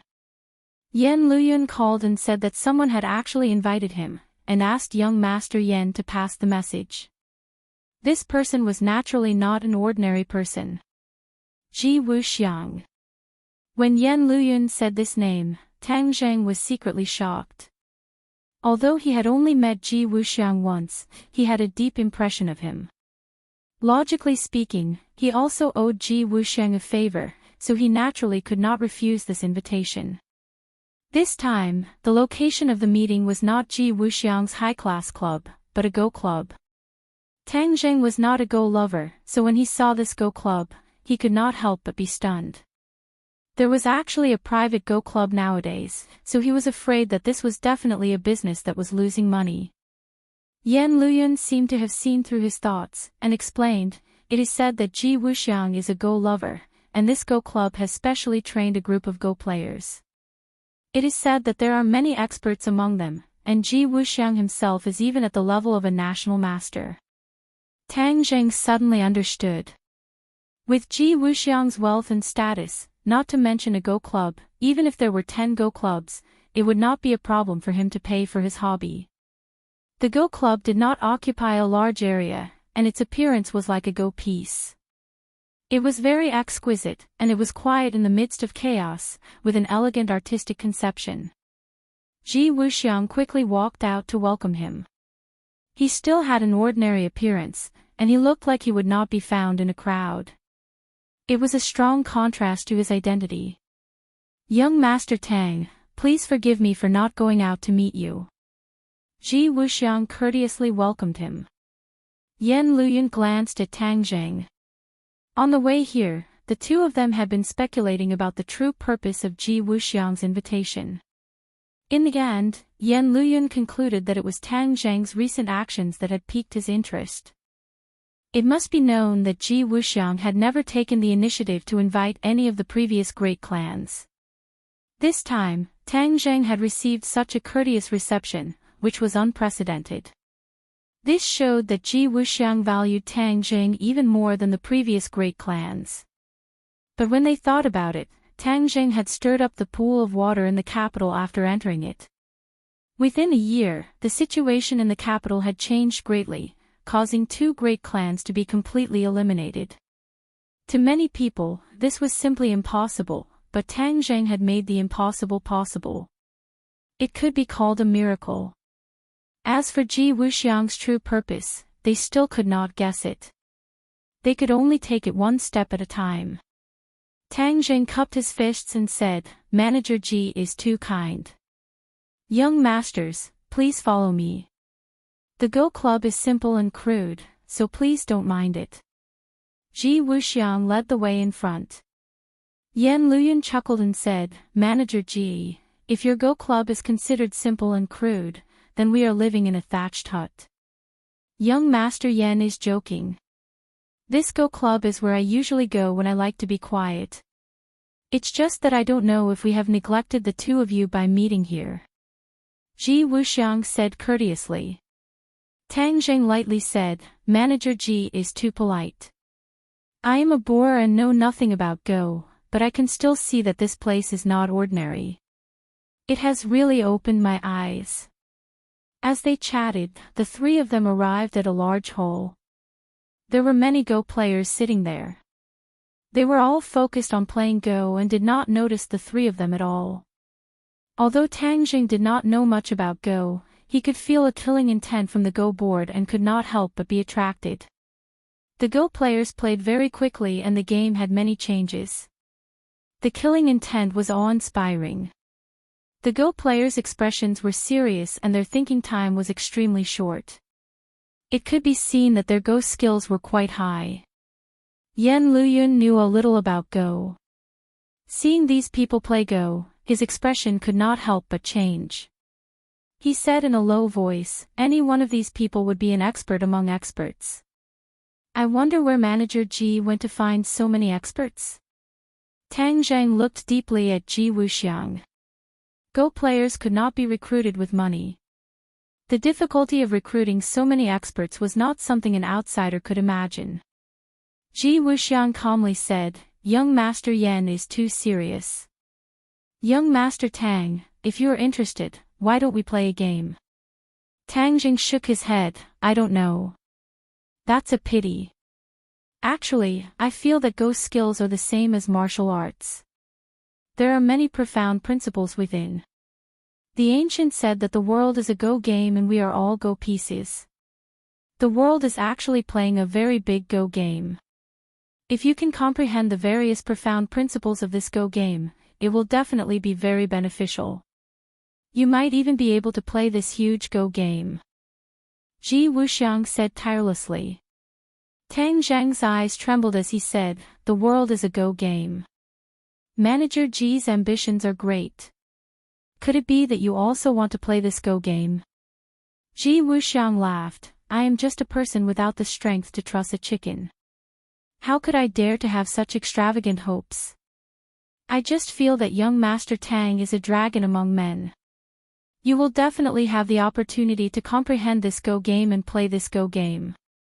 Tang Jing chuckled, Manager Ji thinks too highly of me, who doesn't know of Manager Ji's huge power. The matter that no one in the capital can settle, is a piece of cake in front of Manager Ji, it's just a piece of cake. How could I dare to be mentioned in the same breath as Manager Ji? Tang Zheng could not understand the other's intentions and could not help but mutter in his heart. Young Master Tang is too modest. If young Master Tang had the opportunity to play this Go game, I wonder how you would play it. Ji Wuxiang persistently asked. Tang Zheng's eyebrows jumped as he said, I don't know how to play Go, so I can't answer you. Play Go can be learned. Young Master Tang is smart, so you will naturally be able to learn it. I am not interested in learning for the time being. You will be interested in the future. Ji Wuxiang said in a profound manner. Yan Liuyun's expression became serious as he listened to the two's conversation. These words were too profound and he could not understand the meaning behind them. Could it be that the Go game was really that powerful? He casually picked up a Go piece from the Go board. Just as he was about to pick it up, his expression greatly changed. He stared at the Go piece in bewilderment and cried out in alarm, this Go piece is so heavy. The Go piece was so heavy. Tang Zheng was confused as he pondered over what Ji Wuxiang was planning. Hearing Yan Liuyun's cry of alarm, he unconsciously looked at the Go piece in his hand. A Go piece was so small, so how heavy could it be? Yan Liuyun took a deep breath as if he was using all of his strength to pick up the Go piece. The veins on his arm bulged, making him look very strange. Tang Zheng's heart trembled. Yan Liuyun's appearance was definitely not fake. Could it be that this Go piece was really as heavy as 1,000 caddies? He casually grabbed the Go piece from Yan Liuyun's hand. Although he was mentally prepared, his arms suddenly sank as a strong force pressed down on his fingertips. He revolved his true qi and immediately counteracted this force. He let out a long breath and finally picked up the Go piece as if it was light. Yan Liuyun saw Tang Zheng's appearance and could not help but feel ashamed. He was a few years older than Tang Zheng, but their strength was so different. He actually had to struggle to pick up a Go piece. Then what was so strange about this Go piece? Tang Zheng also looked at the Go piece in his hand. It was a black Go piece, as black as ink. What material was this small Go piece made of to be so heavy? This was too unusual. His other hand immediately grabbed another Go piece on the Go board. It was the same. The other Go pieces were also as heavy as 1,000 caddies. Chapter 831. These Go players played with the Go pieces at their fingertips, lifting the heavy pieces as if they were light, but the Go pieces were as heavy as 1,000 caddies. This showed that none of them were ordinary people. Tang Jing examined these Go players again, but found that there was neither the fluctuation of inner energy of a martial artist nor the flow of Jinqi of a cultivator in their bodies, so how could they pick up the Go pieces? Tang Zheng was puzzled and could not hide his surprise as he looked at Ji Wuxiang. Seeing that he was so calm, he could not help but be shocked. Where did this person come from? So, Tang Zheng asked tentatively, Director Ji, what are these Go pieces made of? How could they be so heavy? And where are these Go players from? How could they lift the heavy pieces as if they were light? Yan Luyun had already put down his chess piece, and stared at Ji Wuxiang with a burning gaze.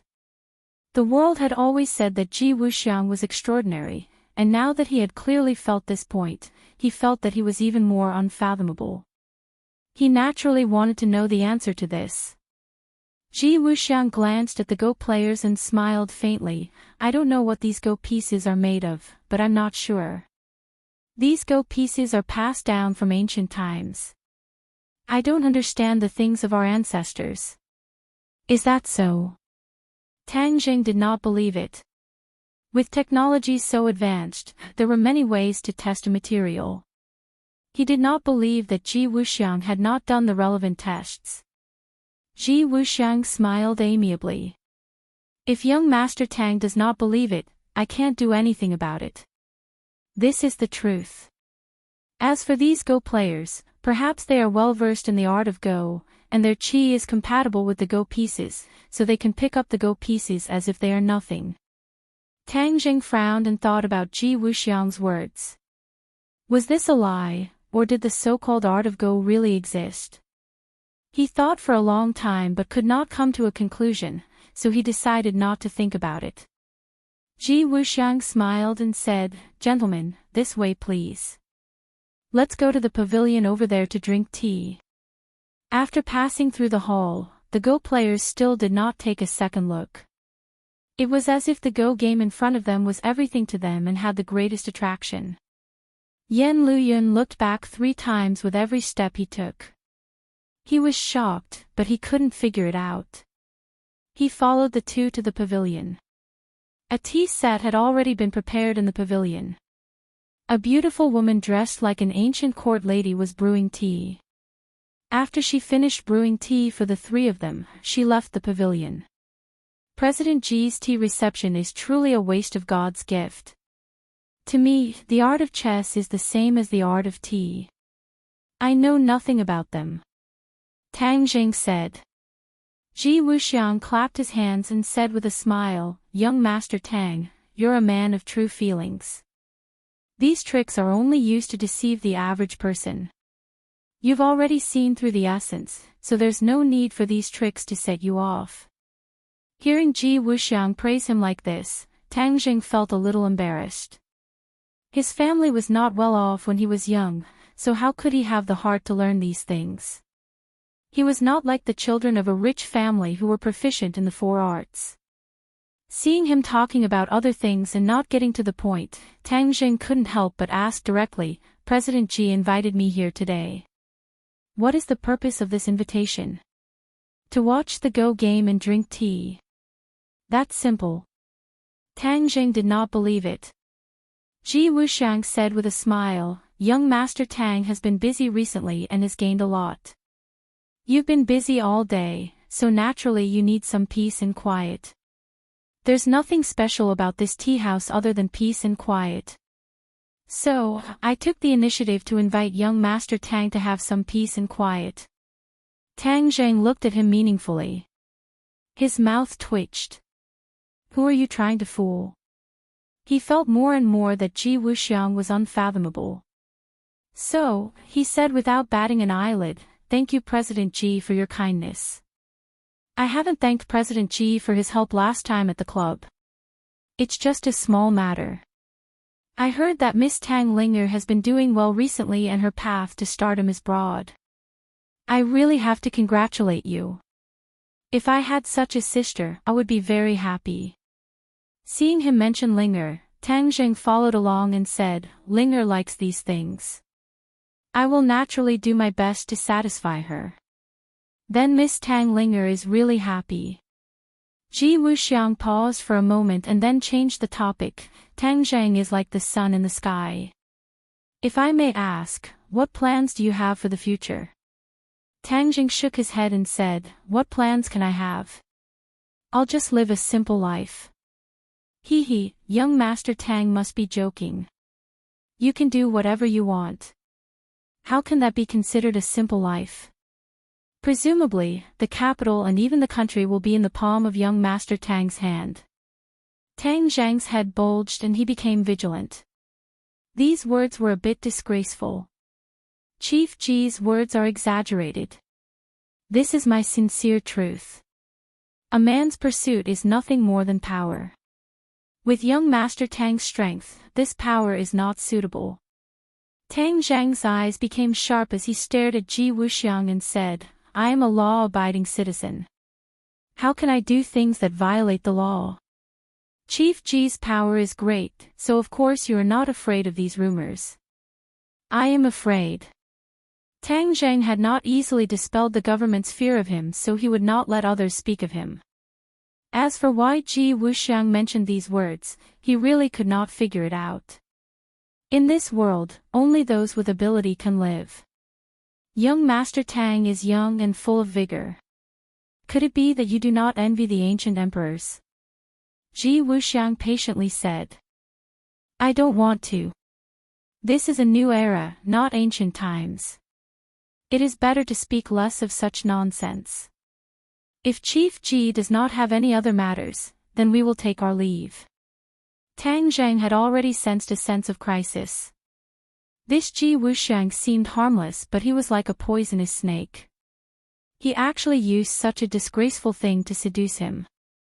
If he fell for it, then he was afraid that what awaited him would not be good. Moreover, he had never thought of becoming a king in his heart. He just wanted to live a peaceful life and at the same time increase his strength to protect the people around him. Seeing Tang Zhang stand up, Ji Wuxiang laughed and said, Young Master Tang, please don't blame me. This Ji spoke without thinking. Please sit, please sit. Tang Zhang and Yan Luyun looked at each other and Yan Luyun nodded. Tang Zhang did not understand Ji Wuxiang's purpose, so he sat down again. With young Master Tang's strength, if you don't use it, then wouldn't it be a waste? Ji Wuxiang waited for them to sit down and said sincerely and regretfully. Tang Zhang's face sank and said, There's no need for Boss Ji to worry about this. Ji Wuxiang faintly smiled and said, Young Master Tang, I heard that there's a white-clothed woman called Fu Yao in your residence. I wonder if I have the honor to introduce her to you. I've admired her for a long time and would like to meet her. Fu Yao. Tang Zhang was slightly shocked. Could this be his true purpose? To meet Fu Yao. But Fu Yao was a complete stranger to him, so why did he want to meet her? Could it be that the news of the Empyrean fairy killing the sword god had reached his ears? Tang Zhang did not change his expression and tactfully declined. Fu Yao is willing to meet a stranger. Ji Wuxiang faintly sighed and said, That's a pity. The Fu family is the most ancient family name in Huaxia. It is said that they are the descendants of Fuxi. If this Miss Fu Yao is from this family, then she would have a long history. Boss Ji is experienced and knowledgeable. As for Fu Yao's family inheritance, I don't know. Tang Zhang still did not agree. Is that so? I thought young Master Tang would know. After all, she lives in your residence. But I heard that a few thousand years ago, there was a woman called Fu Yao who shares the same name as your family. It's fate. Tang Zhang was shocked. What did Ji Wuxiang mean? Could it be that he already knew Fu Yao's origins? No. He had never told anyone about Fu Yao's origins. He had never even mentioned the name of the Empyrean fairy, so how could Ji Wuxiang know? Was all of this a coincidence, an unintentional remark, or was he deliberately doing it? Tang Zhang could not see through Ji Wuxiang anymore. Ji Wuxiang continued, Young Master Tang, are you listening to me? Tang Zhang was slightly startled and said, Of course I'm listening. There are too many people with the same name in this world. It's not surprising. Perhaps. But this Fu Yao in history is not simple. Although she is not in the official history, she has left behind many legends. Some say that Fu Yao played a part in Qin Shi Huang unifying the world. In addition, she also has a very impressive name, the Empyrean Fairy. Hearing the name Empyrean Fairy, Tang Zheng's heart almost jumped out of his throat, but he still pretended to be calm and did not reveal any flaws. He faintly said, "This Fu Yao is so formidable, but there is no trace of her in the official history. That's strange. Boss Ji is experienced and knowledgeable to even know about matters from several thousand years ago. Formidable." Ji Wuxiang looked at Tang Zheng with a smile that was not a smile and said, "History is written by the victors." Qin Shi Huang naturally did not want the world to think that there was a woman on his path to becoming a king. If the world knew that he was able to ascend the throne because of a woman, how would the world view him? After all, women in ancient times were not valued and thought that a woman without talent was virtuous. Tang Zheng scoffed. If he had not been to Qin Shi Huang's mausoleum, he would have believed these words. But he had seen Qin Shi Huang and the Empyrean Fairy, so he naturally would not believe it. He was afraid that there was a hidden story. The Empyrean Fairy and he had known each other for so long, but she rarely talked about her past. Even when he beat around the bush, she remained silent. That's a pity. This kind of talented woman was buried in history. Tang Zheng pretended to sigh with regret. If I could see this person again, then I would have no regrets in this life. Ji Wuxiang looked deeply at him and sighed. Several thousand years have already passed. This person has already passed away. How could I see her again? Tang Zheng said. That's not necessarily true. Who knows, maybe a miracle will happen. Ji Wuxiang said. Tang Zheng's heart beat wildly. What was the meaning of Ji Wuxiang's words? Did he really know Fu Yao's identity? Was this all a test, or did he already have concrete evidence? In addition, where did he get this information from? After all, it had already passed 1,000 years ago and it had not been passed down in the official history. There were too many secrets that no one knew about. But one thing was certain. Ji Wuxiang beating around the bush and beating around the bush, his ultimate goal was the Empyrean Fairy, Fu Yao. Chapter 832. Thank you for your hospitality today, President Ji. I still have matters to attend to, so I'll take my leave first. Tang Zheng stood up again. Yan Luyun also felt the strange atmosphere and stood up as well. Seeing that Tang Zheng was determined to leave, Ji Wuxiang helplessly smiled and said, "Then we'll meet again next time." Ji Wuxiang personally sent the two of them out of the Go Club. When they passed through the hall, Tang Zheng once again took a deep look at the Go players, but still did not find the slightest difference. Could it be that there really was some profound mystery of the Go Dao, and these Go players had comprehended the mystery, which was why they could use these Go pieces so easily? He left the Go Club with deep doubts. When the two of them were far away, Ji Wuxiang's face sank. He meaningfully muttered to himself, "Whether or not Fu Yao is the Empyrean Fairy, I will definitely investigate it. If she really is the Empyrean Fairy, then I'm really interested." After Tang Zheng and Yan Luyun drove far away, Yan Luyun curiously asked, "Young Master Tang, you and President Ji are speaking in riddles, making people confused." Tang Zheng fell into deep thought. Fu Yao's actions had indeed caused a lot of trouble. Even Ji Wuxiang had noticed her and even connected her to the Empyrean Fairy from 1,000 years ago. His imagination was truly astonishing. How did he guess so accurately? Young Master Yan, this person is not simple. It's best to maintain a certain distance from him. Tang Zheng worriedly said. Maintain a distance. Yan Luyun was stunned. Who knows how many people in Beijing want to have a good relationship with Ji Wuxiang, but they can't. Yet, you're taking the initiative to maintain a distance from him. If word gets out, I'm afraid people will be shocked. I don't care about others, but I feel that I'm not the same kind of person as him. When we were in the club, he took the initiative to give you a name card. It means that he values you very much. If Ji Wuxiang helps you, your future development will be even greater. I don't need it.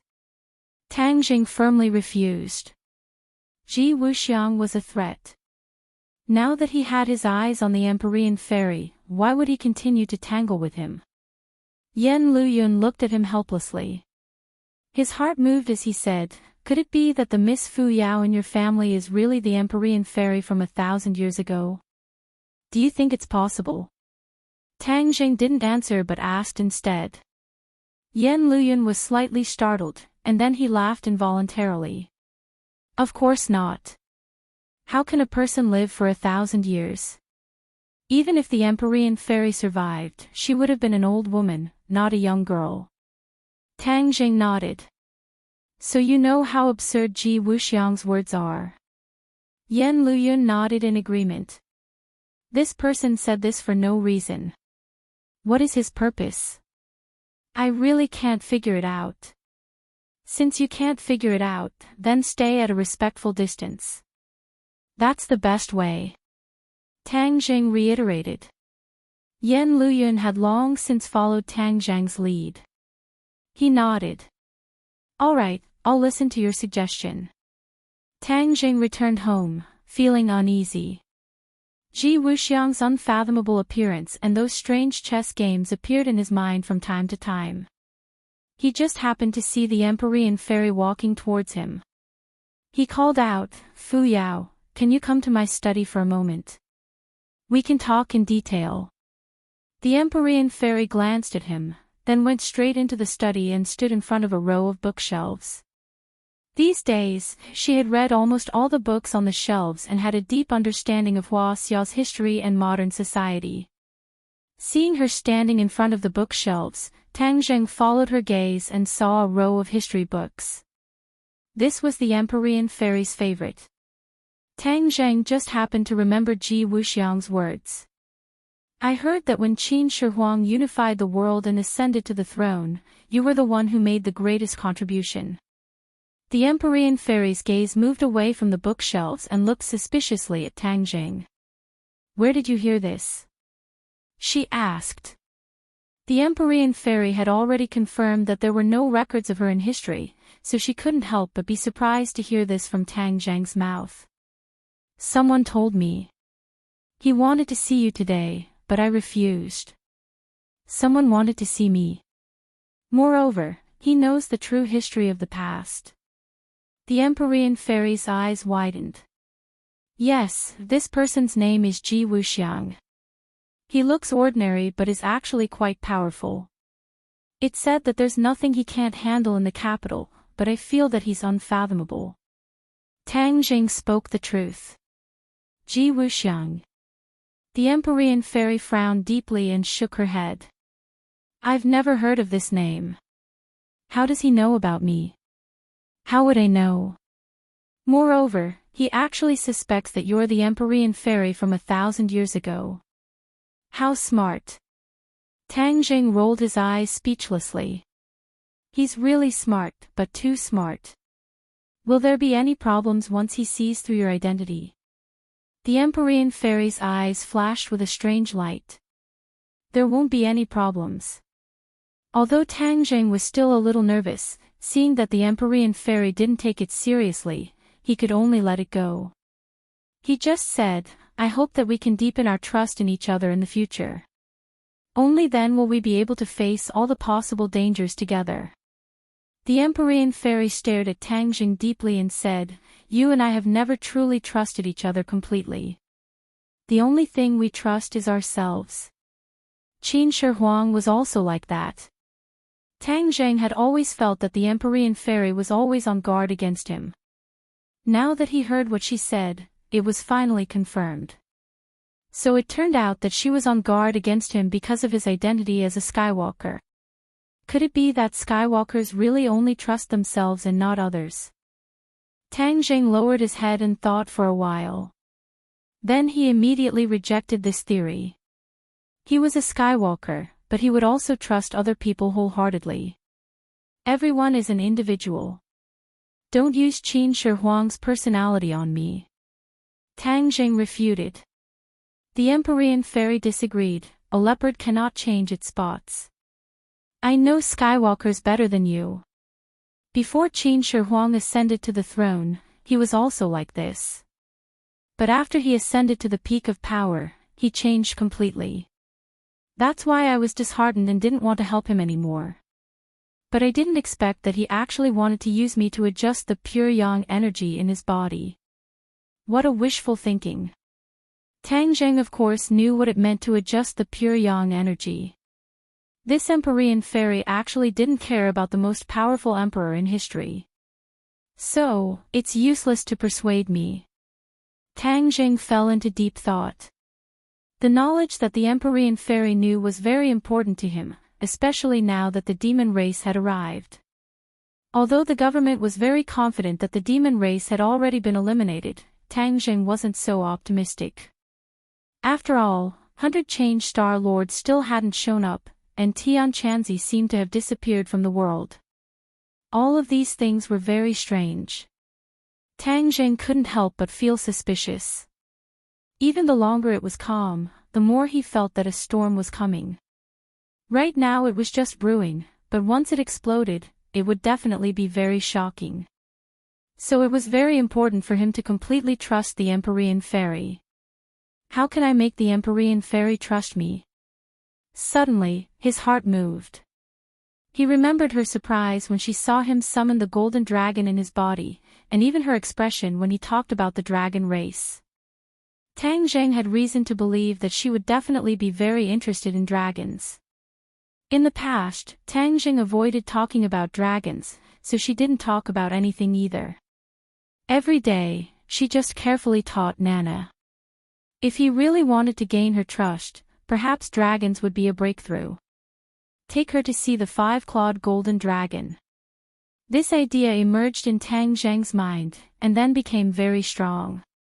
Although it was a bit risky, it could most likely open the knot in the Empyrean fairy's heart, and weaken her guard and suspicion towards him. If 100 Change Star Lord caused any trouble, perhaps she would help Tang Jing without hesitation. Tian Chanzi wasn't 100 Change Star Lord's opponent, perhaps he could only pin his hopes on the Empyrean fairy. Moreover, even if she saw the 5-clawed golden dragon, what effect would it have? Probably not. So, Tang Jing no longer hesitated and said mysteriously, "Tonight I'll take you to a place." Where? The Empyrean fairy looked at him suspiciously. "You'll know when we get there." Tang Jing deliberately kept her in suspense. The Empyrean fairy was not afraid of anything, so of course she was not afraid that Tang Jing would harm her. After all, whether or not he had the ability to harm her was still unknown. Okay. The Empyrean fairy quickly agreed. Late at night, the capital had already fallen into a deep sleep. Two figures quietly moved forward in the capital, and after a moment, they arrived at the imperial city and disappeared. A figure suddenly appeared on the walls of the imperial city, suspiciously looking at the vast imperial city, muttering, "Those two clearly came here, why did they suddenly disappear? Strange. It's late at night, why did Tang Jing bring them to the imperial city?" He gazed deeply at the imperial city. Although the imperial city was still grand and magnificent, there was no emperor inside after all. Instead, it had become a scenic spot where anyone could enter. With the addition of people, the prestige of the imperial city was naturally reduced by a lot. This imperial city is no longer as grand as it used to be. What's there to see? Where did they disappear to? He was puzzled. Tang Jing and the Empyrean fairy entered the imperial city, and the Empyrean fairy's curved eyebrows immediately knit together. She asked in bewilderment, "What's so strange about this place?" She had clearly sensed that something was strange, but she couldn't explain it clearly, so she asked this question. Tang Jing faintly smiled. Please follow me, you'll know in a moment. The Empyrean fairy deeply stared at him, thinking, I want to see what kind of medicine you're selling in your gourd. Thus, she silently followed behind him. After walking through a long passage, a dignified and mysterious aura rushed over, and her eyes couldn't help but fiercely jump a few times. Her breathing gradually became rapid, and her eyes widened as she stared fixedly at the end of the passage. There was a golden light coming from that side, and a kind of frightening aura was growing stronger and stronger. This aura even gave off a familiar feeling. Chapter 833. The five-clawed golden dragon hovered in front of them. Its body was huge and its head was high. It looked down at the two people in front of it, especially at the Empyrean fairy. It was even hostile. The overwhelming might of the dragon shrouded the fairy of 9 heavens. She was stunned as if she had been electrocuted. Her heartstrings trembled. After a long while, she spat out a word with difficulty, Dragon. Who are you? The five-clawed golden dragon asked first. Its voice was like rolling thunder, exploding in the Empyrean fairy's ears. The Empyrean fairy seemed to wake up from a dream. Her eyes became sharp. She glanced at the dragon and Tang Jing and said, There is actually a five-clawed golden dragon imprisoned under the imperial city. Tang Jing, could it be that the dragon clan's martial arts you practice is related to this dragon?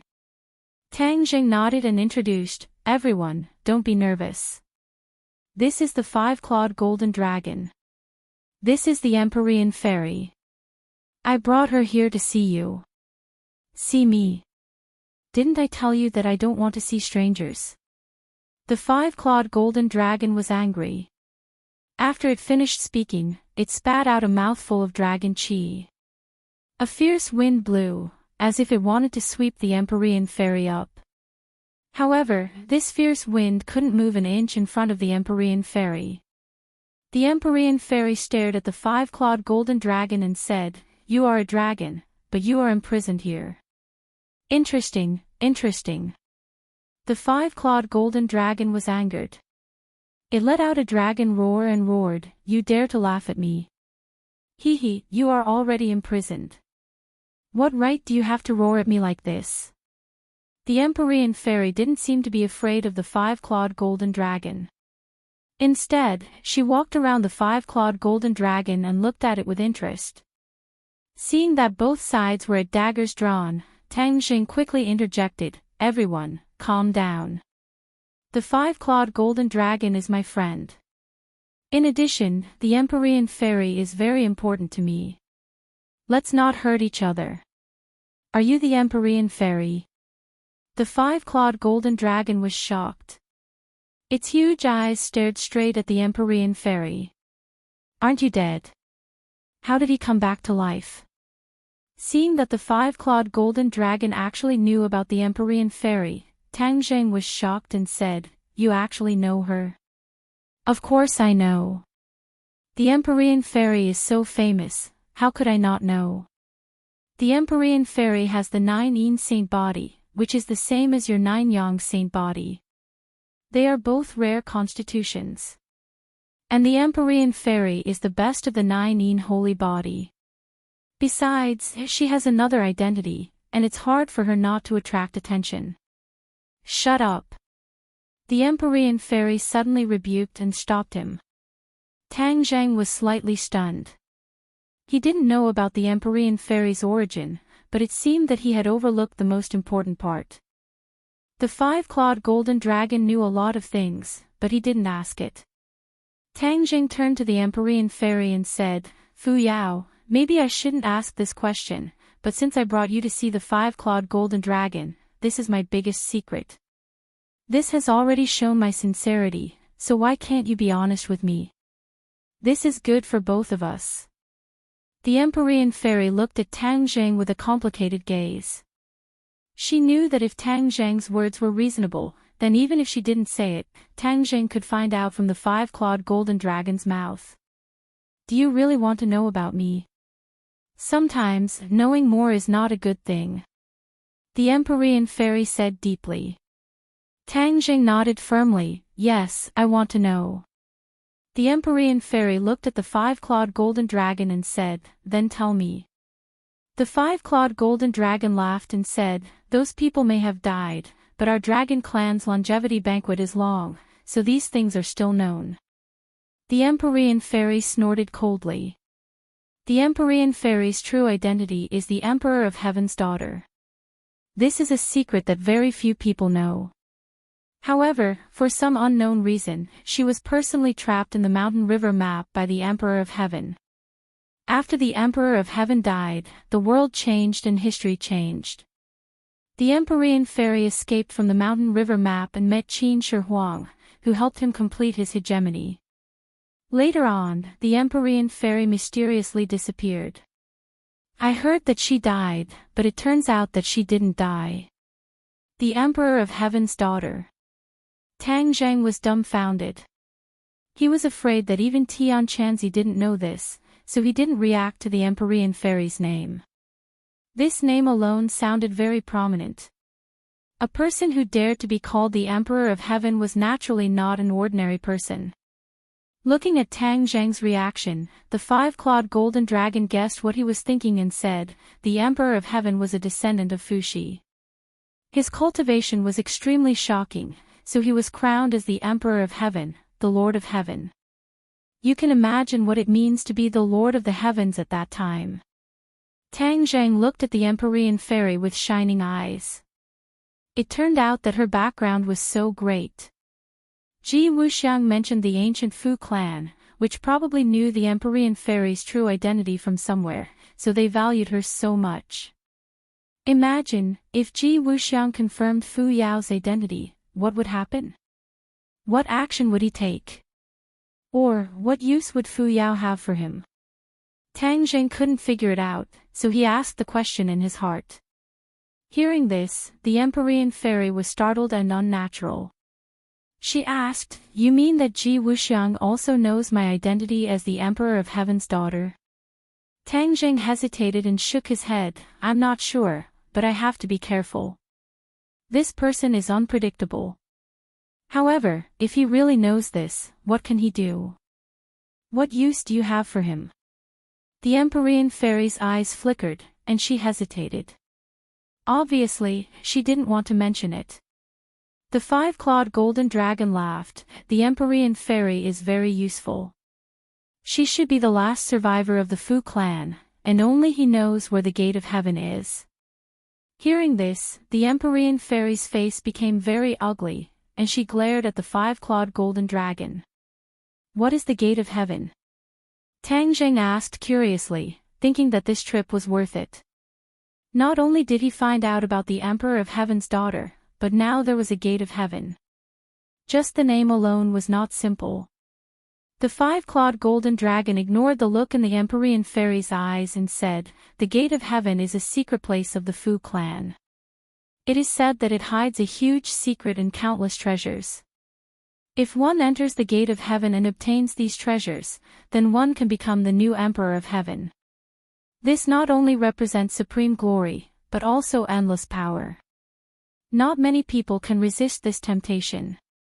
The Empyrean fairy is equivalent to the key to opening the gate of heaven. Therefore, once her identity is exposed, it will naturally attract countless people. Tang Zheng suddenly realized that the Empyrean fairy probably also knew this, which was why she lived in seclusion after coming to the capital in order to protect her identity. However, her name was not changed, and no one would have thought that Ji Wuxiang, with just a name and her actions, would be able to connect her to a person from 1,000 years ago. This caused her identity to be in danger of being exposed. The gate of heaven is a secret place of the Fu clan. How can outsiders be allowed to enter? No one should even think about touching it. The Empyrean fairy said coldly, emitting a murderous aura.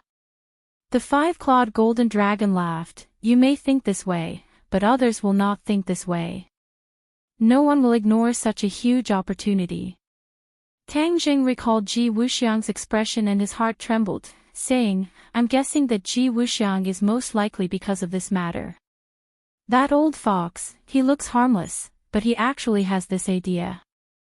If anyone dares to have this idea, I will definitely not let them go. I want to meet this Ji Wuxiang. The Empyrean fairy said resolutely. Ah. Tang Zheng was shocked. It was not easy for me to brush him off. If you take the initiative to deliver yourself to him, won't it be dangerous? If we allow him to scheme behind our backs, then it will be even more dangerous. Moreover, this is not my style. I, the Empyrean fairy, have always been straightforward.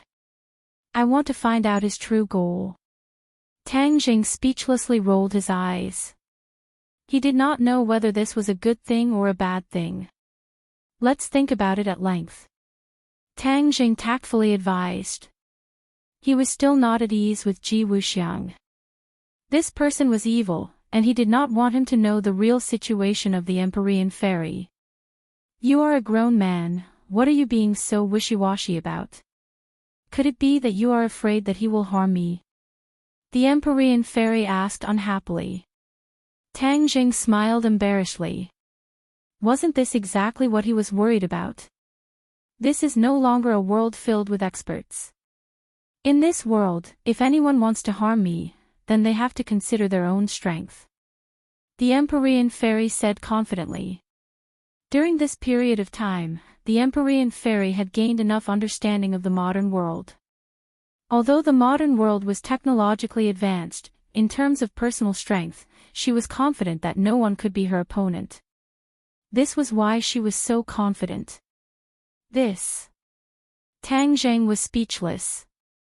The five-clawed golden dragon laughed and said, Tang Zheng, you are actually worried about the safety of the Empyrean fairy. Your worries are groundless. Do you know how high her cultivation is? This was a question that had always puzzled Tang Zheng. He looked at the five-clawed golden dragon blankly and asked, how high? If I am not mistaken, she should be in the apotheosis stage. The five-clawed golden dragon deduced. The Empyrean fairy did not refute, which obviously meant that she agreed. Tang Zheng's heart skipped a beat. He had been guessing how powerful the Empyrean fairy was, but he did not expect that she was in the apotheosis stage, which was much higher than Tian Chanzi. Tian Chanzi had only cultivated to the Yuanying stage. The apotheosis stage. Tang Zheng suddenly remembered something. He looked at the five-clawed golden dragon with a complicated expression. The five-clawed golden dragon guessed his thoughts and said, if someone in the apotheosis stage can break the formation of this imperial city, I will be able to see the light of day again. Tang Zheng nodded suddenly. This was what he had agreed with the five-clawed golden dragon. That was why the five-clawed golden dragon had helped him time and time again. Now that there was a ready-made master of the apotheosis stage here, didn't it mean that the five-clawed golden dragon could be free soon? The five-clawed golden dragon's eyes became deep, but it could not hide the excitement in them. It had been imprisoned here for hundreds of years and had been looking forward to seeing the light of day again. However, if it waited for Tang Zheng to reach the apotheosis stage, it would take a long time. Now that there was a ready-made candidate, of course it would be happy. The five-clawed golden dragon winked at Tang Zheng. Its meaning was very clear. It wanted him to ask the Empyrean fairy to help it out. At this moment, Tang Zheng hesitated. The five-clawed golden dragon had a lot of resentment against human beings. It was imprisoned here by human beings. What if it took revenge after it was freed? Chapter 834. The five-clawed golden dragon obviously didn't notice Tang Zheng's worry and continued to give him meaningful looks. The Empyrean fairy raised her eyebrows and asked, what's the matter? Tang Zheng had no choice but to tell her the truth. The five-clawed golden dragon is trapped by the imperial city's restriction array.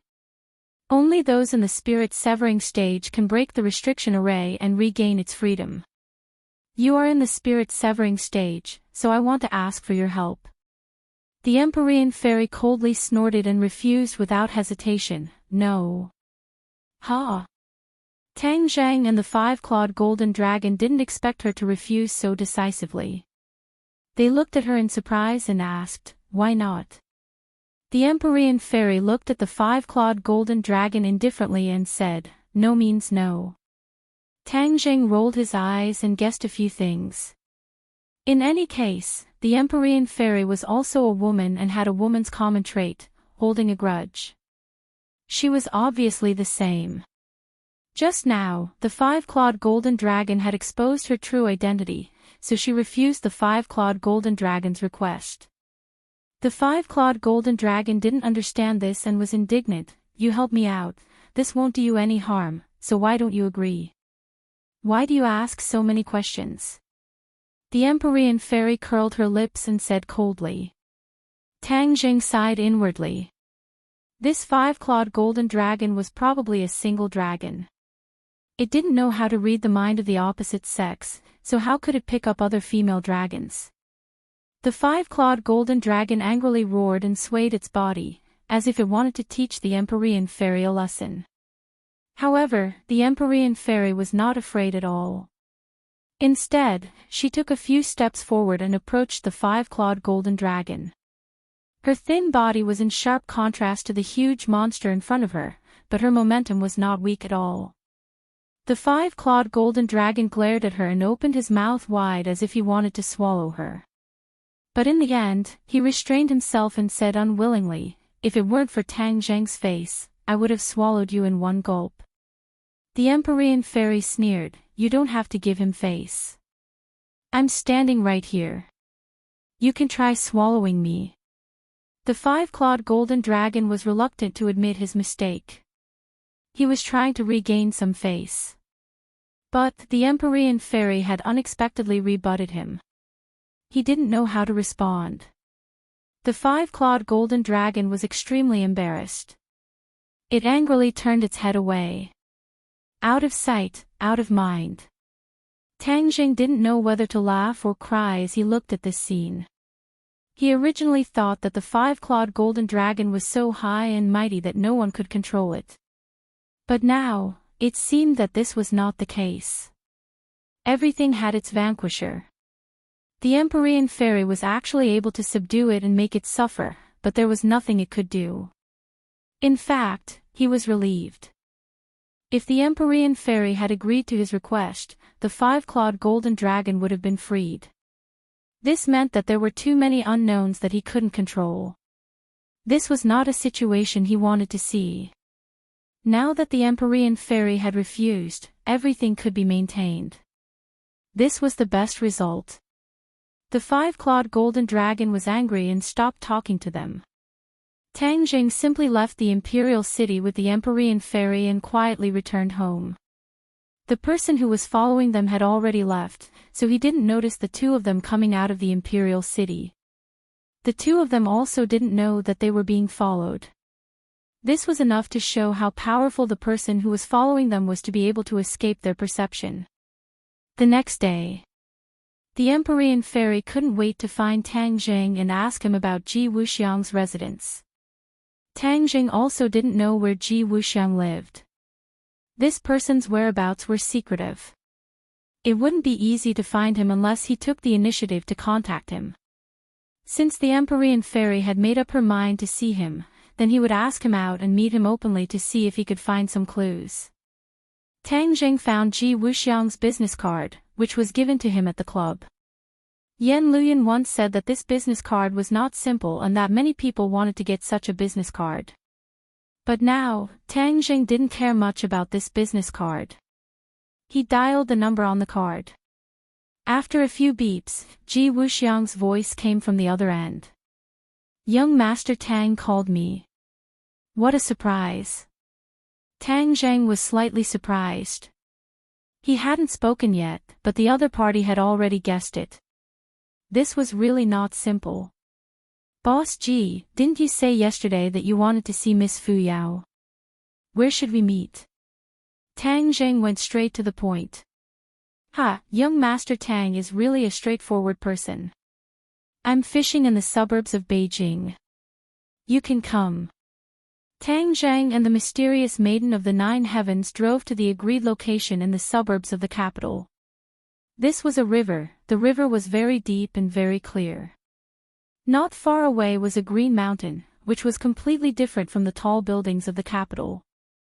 Ji Wuxiang sat alone on the riverbank with a fishing rod in his hand. He leisurely stared at the river. Suddenly, the corner of his mouth rose and he said with a meaningful smile, "The fish took the bait." With a flick of his wrist, he raised the fishing rod and a large fish flew out of the water and landed in his hand. Tang Zhang and the Empyrean fairy just happened to see this scene. Tang Zhang praised, "Boss Ji is really in a good mood to find such a place with green mountains and clear water."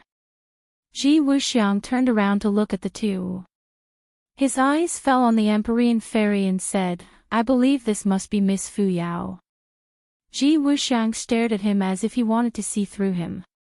However, after staring for a long time, he was unable to see anything. Ji Wuxiang was just an ordinary person. There was nothing special about him. This made the Empyrean fairy disappointed. "I heard that you wanted to see me," the Empyrean fairy said.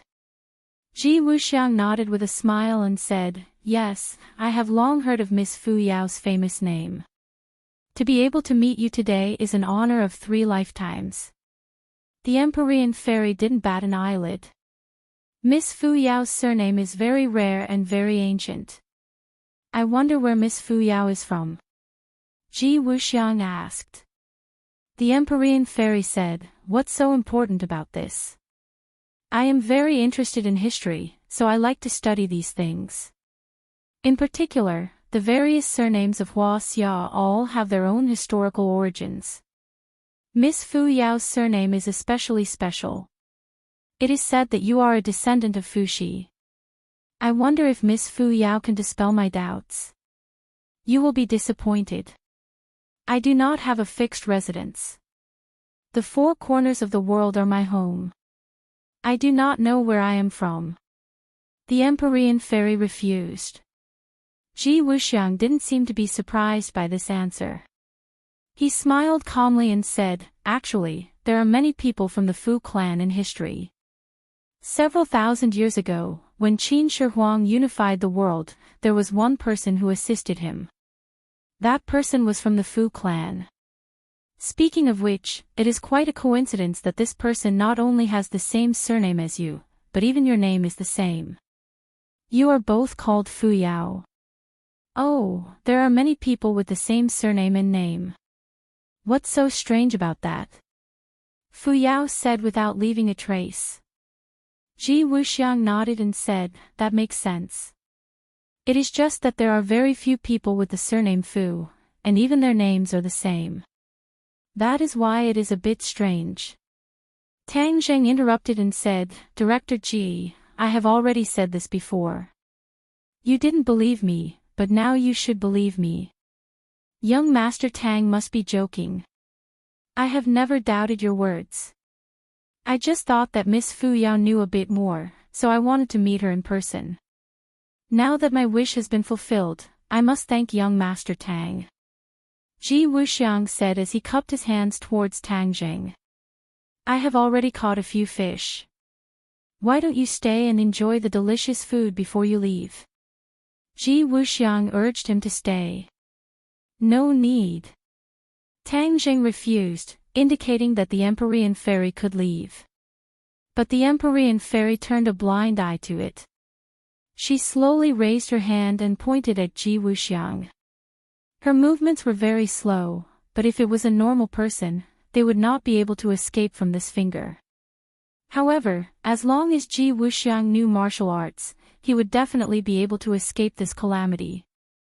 With the Empyrean fairy's strength, this seemingly simple finger was definitely not to be underestimated. It must be known that the high and mighty sword god had died under this finger. Ji Wuxiang was very clear on this point, so when he saw this finger, he turned pale with fright and exclaimed, "Miss Fu Yao, what are you doing?"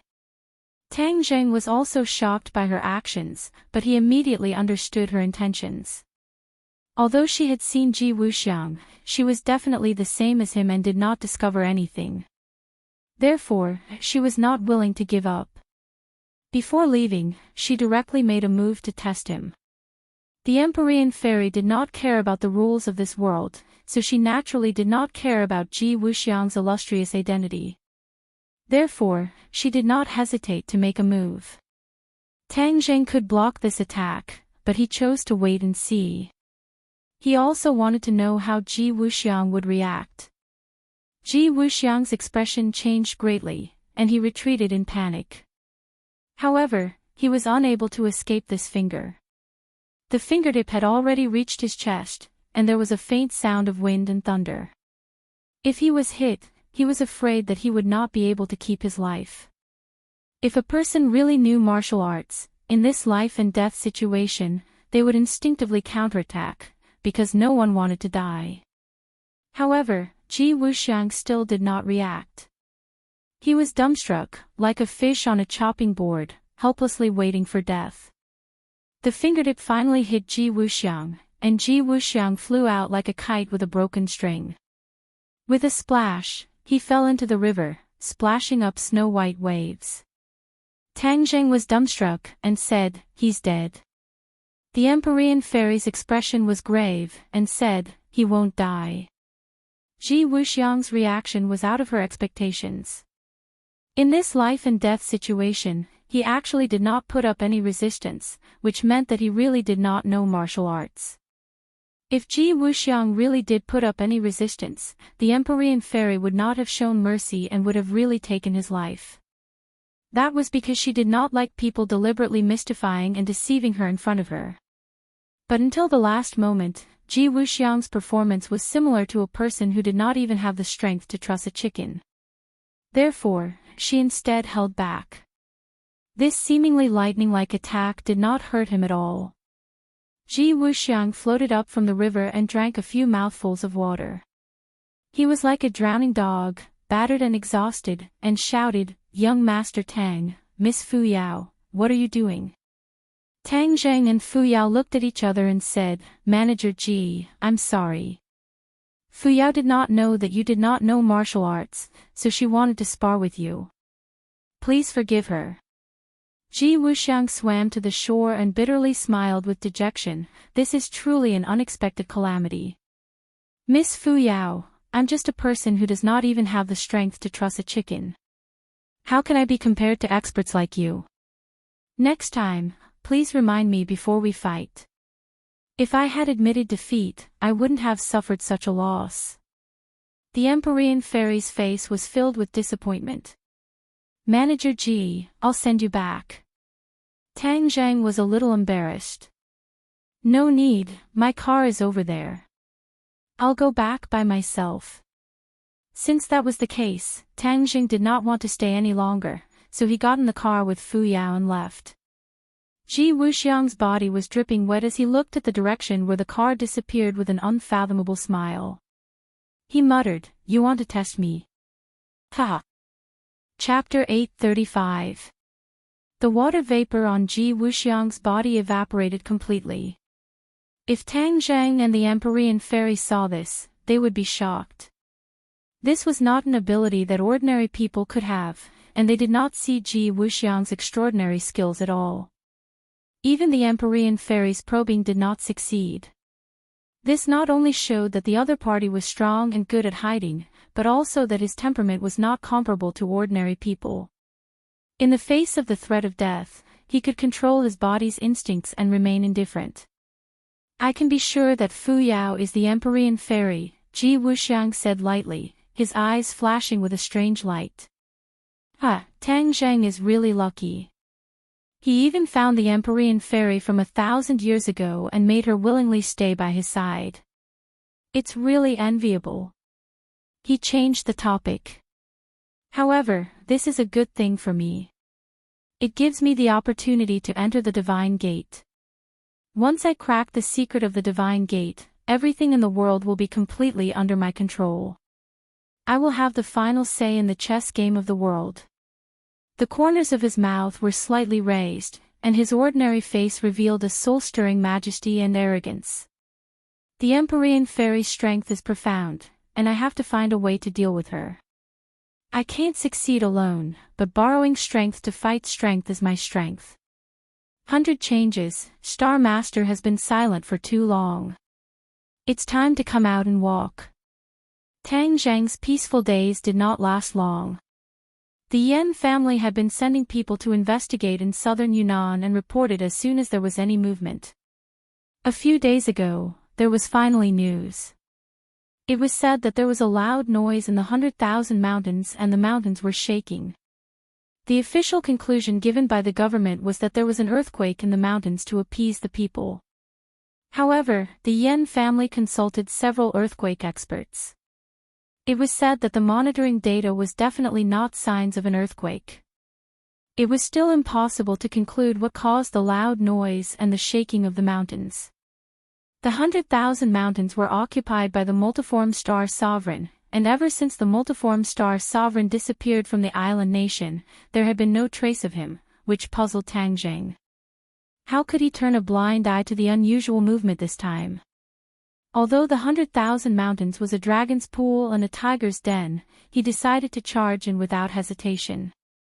He had an intuition that the 100-form Star Lord, who had been missing for a long time, was probably in the 100,000 mountains. The big commotion this time was probably related to him. Could it be that he was plotting something? No matter what he was doing, Tang Zhang decided to go and investigate, and this trip was extremely dangerous. Marshall and the others took the initiative to volunteer, but Tang Zhang had no choice but to refuse. In the end, he asked the Empyrean fairy to go with him to the 10,000 Great Mountains. The others had a lot of complaints in their stomachs, but Tang Zhang could only turn a blind eye to them. Not only were there countless demonic beasts running amok in the 100,000 mountains, there was also the 100 transformation star sovereign. If they went, it would instead divert his attention, which would be even more dangerous. Tang Zhang brought the Empyrean fairy and Xiao Bai and took a plane out of the capital, landing in southern Yunnan on the same day.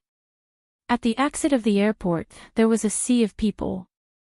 Many men and women were gathered at the entrance of the airport, holding banners, photos, and so on. Yo, which celebrity are you seeing? Who says it's not?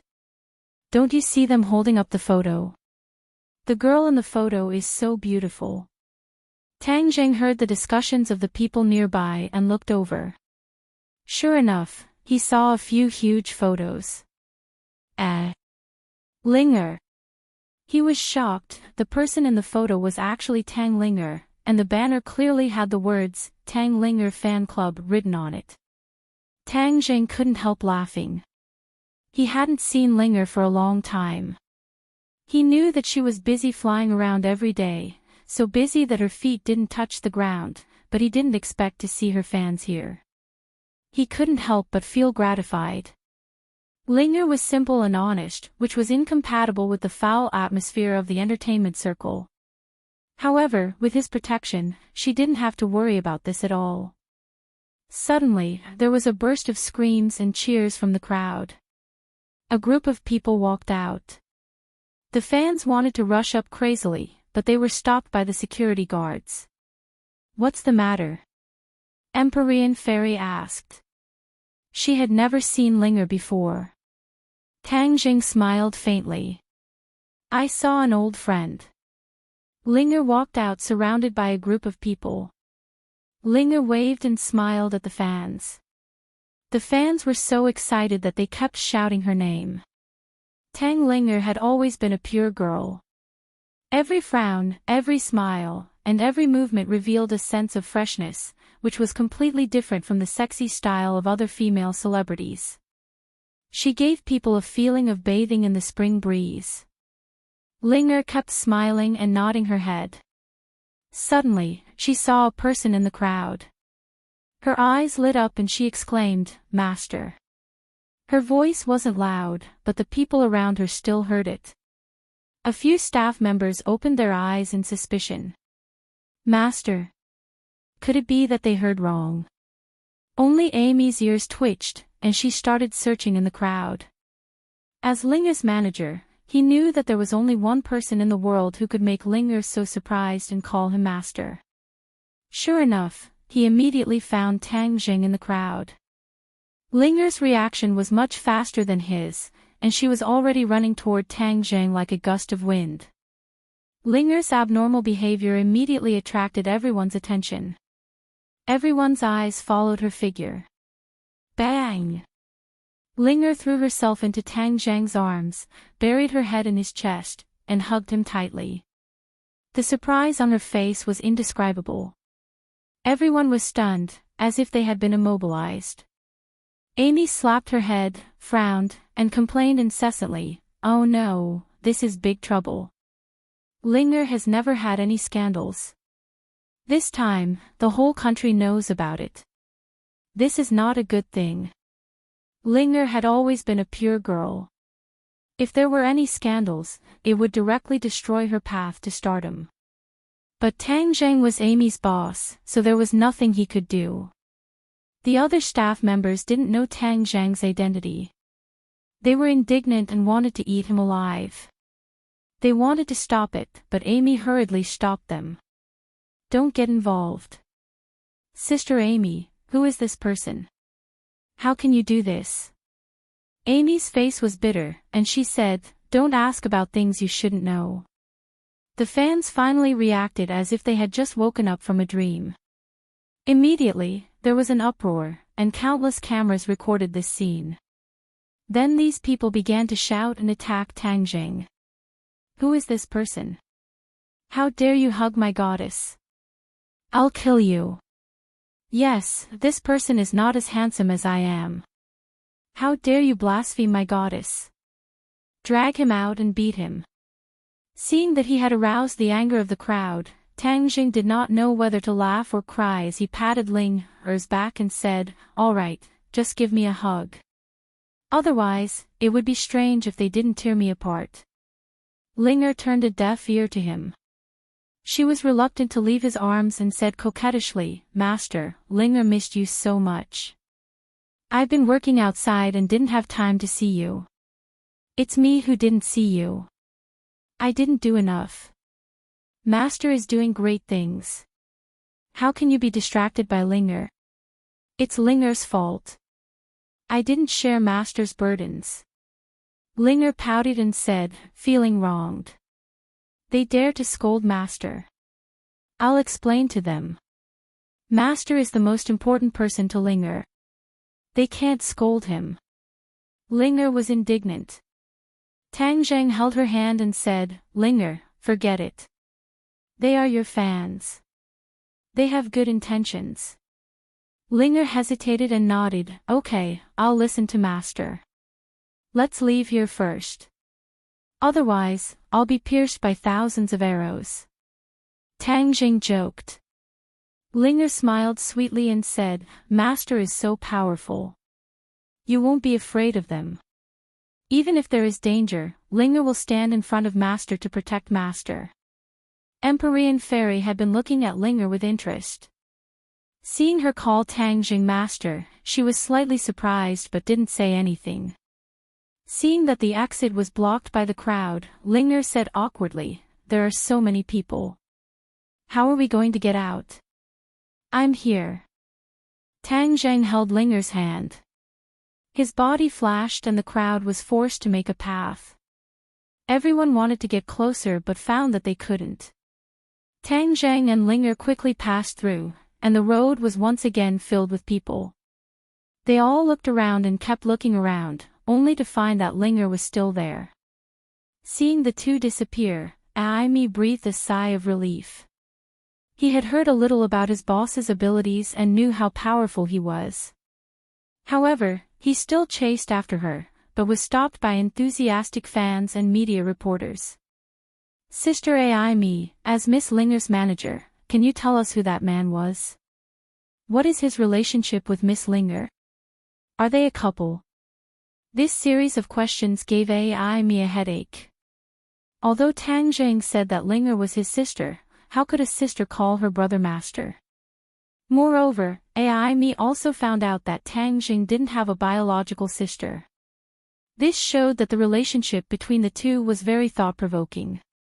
However, he didn't dare to leak a word or two, so he hurriedly said perfunctorily, "This is Miss Ling's private matter, so I have no comment.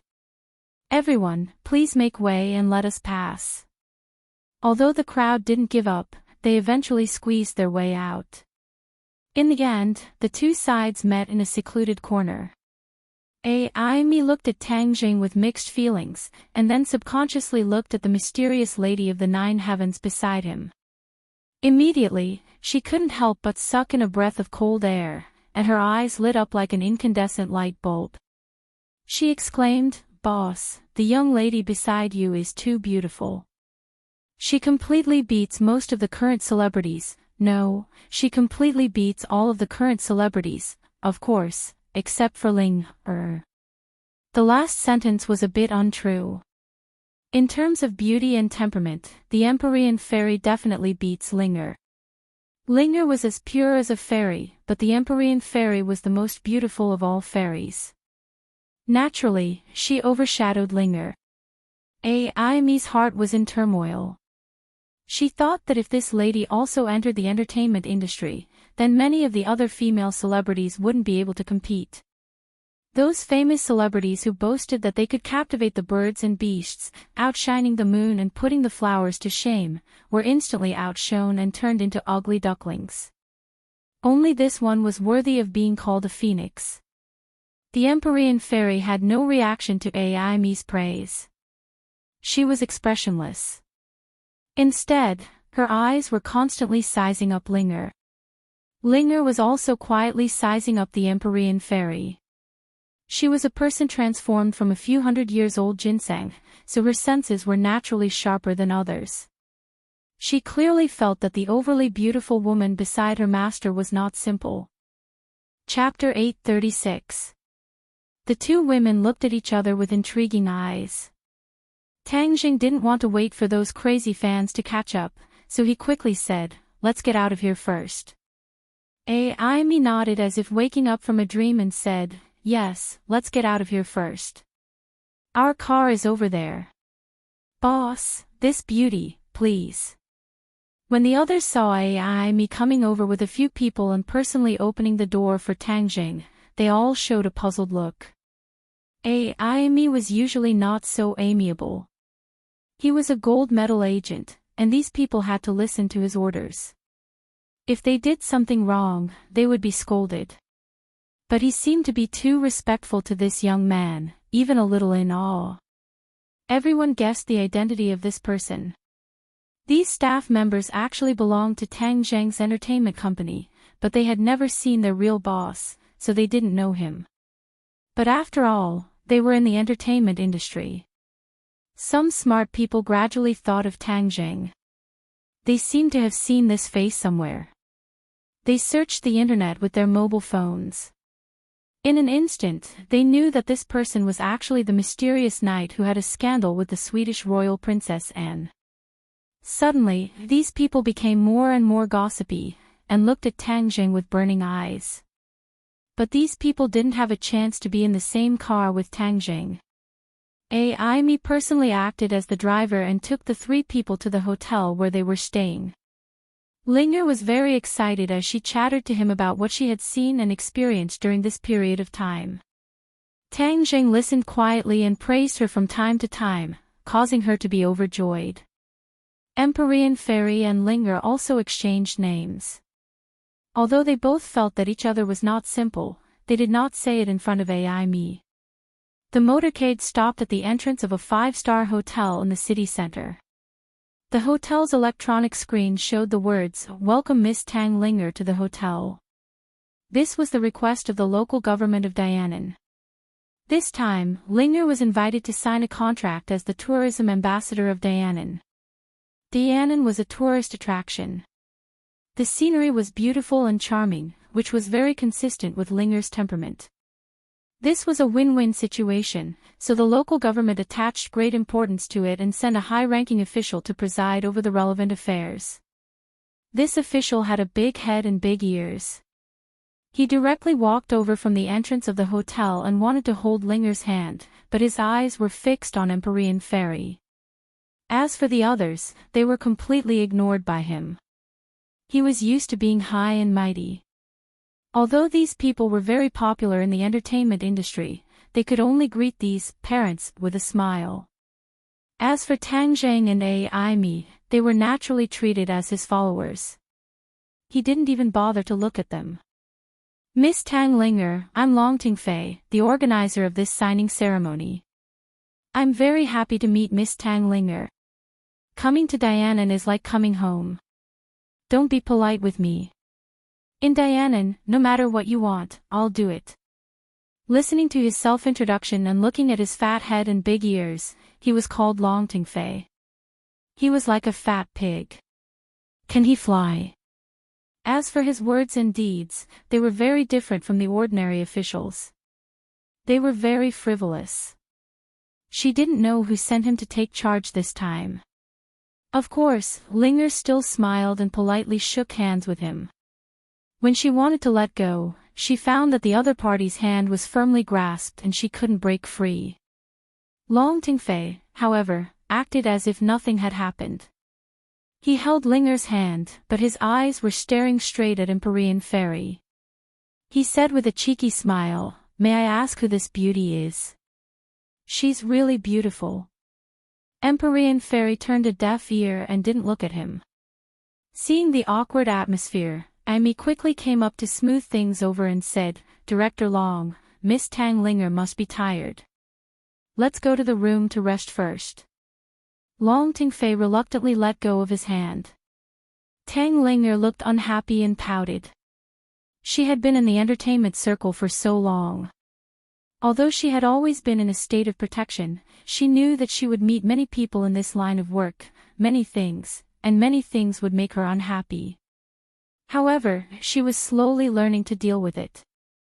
For example, this handshake, the other party clearly had bad intentions, but as long as they didn't touch her bottom line, she wouldn't flare up. Tang Jing really wanted to flare up just now. If Ai hadn't acted according to the situation, Long Tingfei would have been lying on the ground. He didn't hide the disgust on his face.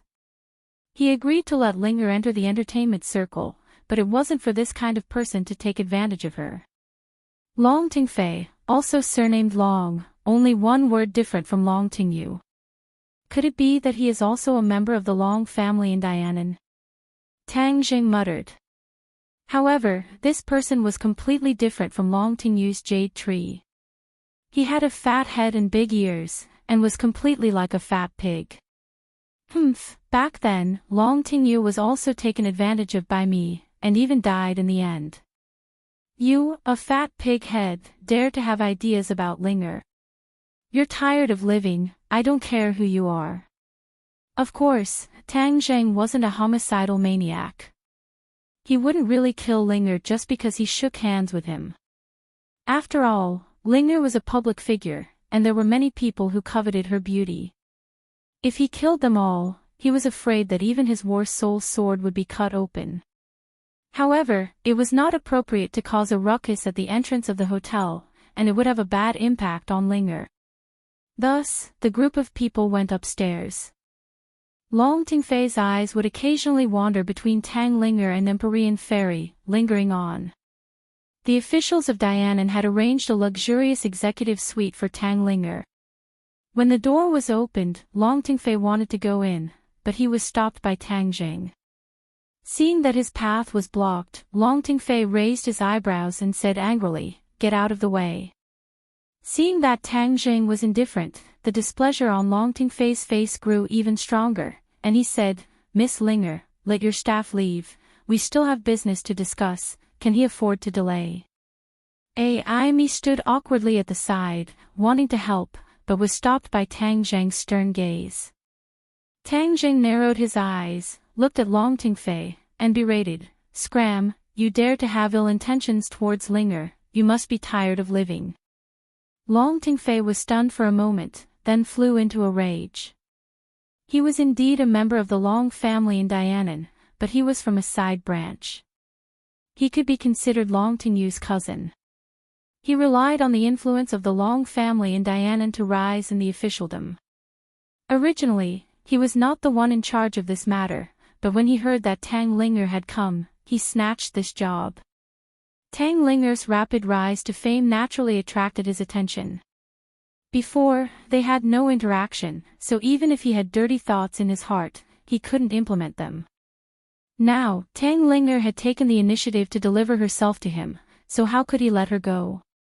He knew a lot about the people and things in the entertainment industry. Many female stars who had come to Dianan had not been able to escape his clutches. This was one of his hobbies. Looking at the usually high and mighty female stars lying under him on TV, he would feel an inexplicable sense of accomplishment and satisfaction. Therefore, he was never tired of it. This time, he extended his claws to Tang Linger. However, he never thought that he would have a bad start. Before he even started, he was ruined by a guy who didn't open his eyes. For such people, he thought that he had 100 ways to deal with them. Moreover, in front of beautiful women, especially two of the best beauties, of course, he would not hold back in the slightest. He thought that he was a bastard and roared, "You blind guy, do you want to die? Why don't you ask around? In this Dianan, I, Long Tingfei, am a man of my word. If anyone dares to challenge me, be careful that I will not let you leave Dianan." He pointed out his power simply and rudely. Not only did he want to intimidate the boy in front of him, but he also wanted to intimidate the two beauties so that they would obediently bow down to his bastard aura and let him do whatever he wanted. Tang Jing frowned. Originally, he wanted to call him back, but he didn't expect him to be so stubborn. Then he couldn't be blamed. Tang Zheng was too lazy to talk nonsense with him. With lightning speed, his huge body flew directly to the stairs at the end of the corridor. Then, with a muffled dong dong dong sound, he fell down the stairs and no longer made a sound. Suddenly, many people stared at him with their mouths agape, especially Long Tingfei's entourage. His face changed greatly. He pointed at Tang Zheng and finally squeezed out a sentence with difficulty. "You dare to hurt Director Long. You wait and see. And you, this time, the image ambassador thing is over." Me wanted to say something but stopped. This cooperation was a win-win thing. If it was over, it would be a pity. However, Tang Zheng was present, so he had no right to speak. He could only be silent. Other colleagues didn't understand this. Seeing the group of officials flee, they all felt injustice and criticized. "You are causing a lot of losses to Miss Tang Linger, do you know?" "Shut up." Me had already seen that Tang Zheng's face was very gloomy. She quickly shouted and stopped everyone. She smiled bitterly at Tang Zheng and Linger and said, "Let's go into the room first." The other staff members were arranged to have their own rooms, while Tang Zheng, Linger, Empyrean Fairy, and Me entered the suite, leaving the others puzzled. Tang Zheng had been silent since he entered the room. His face was frighteningly dark. Me knew that Tang Zheng was protective of Linger, so she quickly took the initiative to admit her mistake. "Boss, all of this is a misunderstanding. We didn't expect to encounter such a thing when we came to Dianan." Tang Zheng snorted and said, "Didn't the company do the corresponding investigation when cooperating with people? If it wasn't for me, what would have happened to all of you? If anything were to happen to Ling, who would be able to bear this responsibility?" Me had never seen Tang Zheng so angry since she knew him. She was silent, lowered her head, and said, "This is the shortcoming of our work. Master, this is not Sister Me's fault. Sister Me is usually very good to me. She has blocked many things for me." Tang Linger couldn't bear it and pleaded for Me. Tang Jing snorted and said, "Since Linger pleaded for you, then I will not pursue it for the time being. But there will be no next time. If there is a next time, not only you, but the whole company will be fired. You should know who I set up that entertainment company for. Amy was startled and remembered that Tang Zheng's original intention was to protect Linger. Otherwise, there was no need to set up this entertainment company.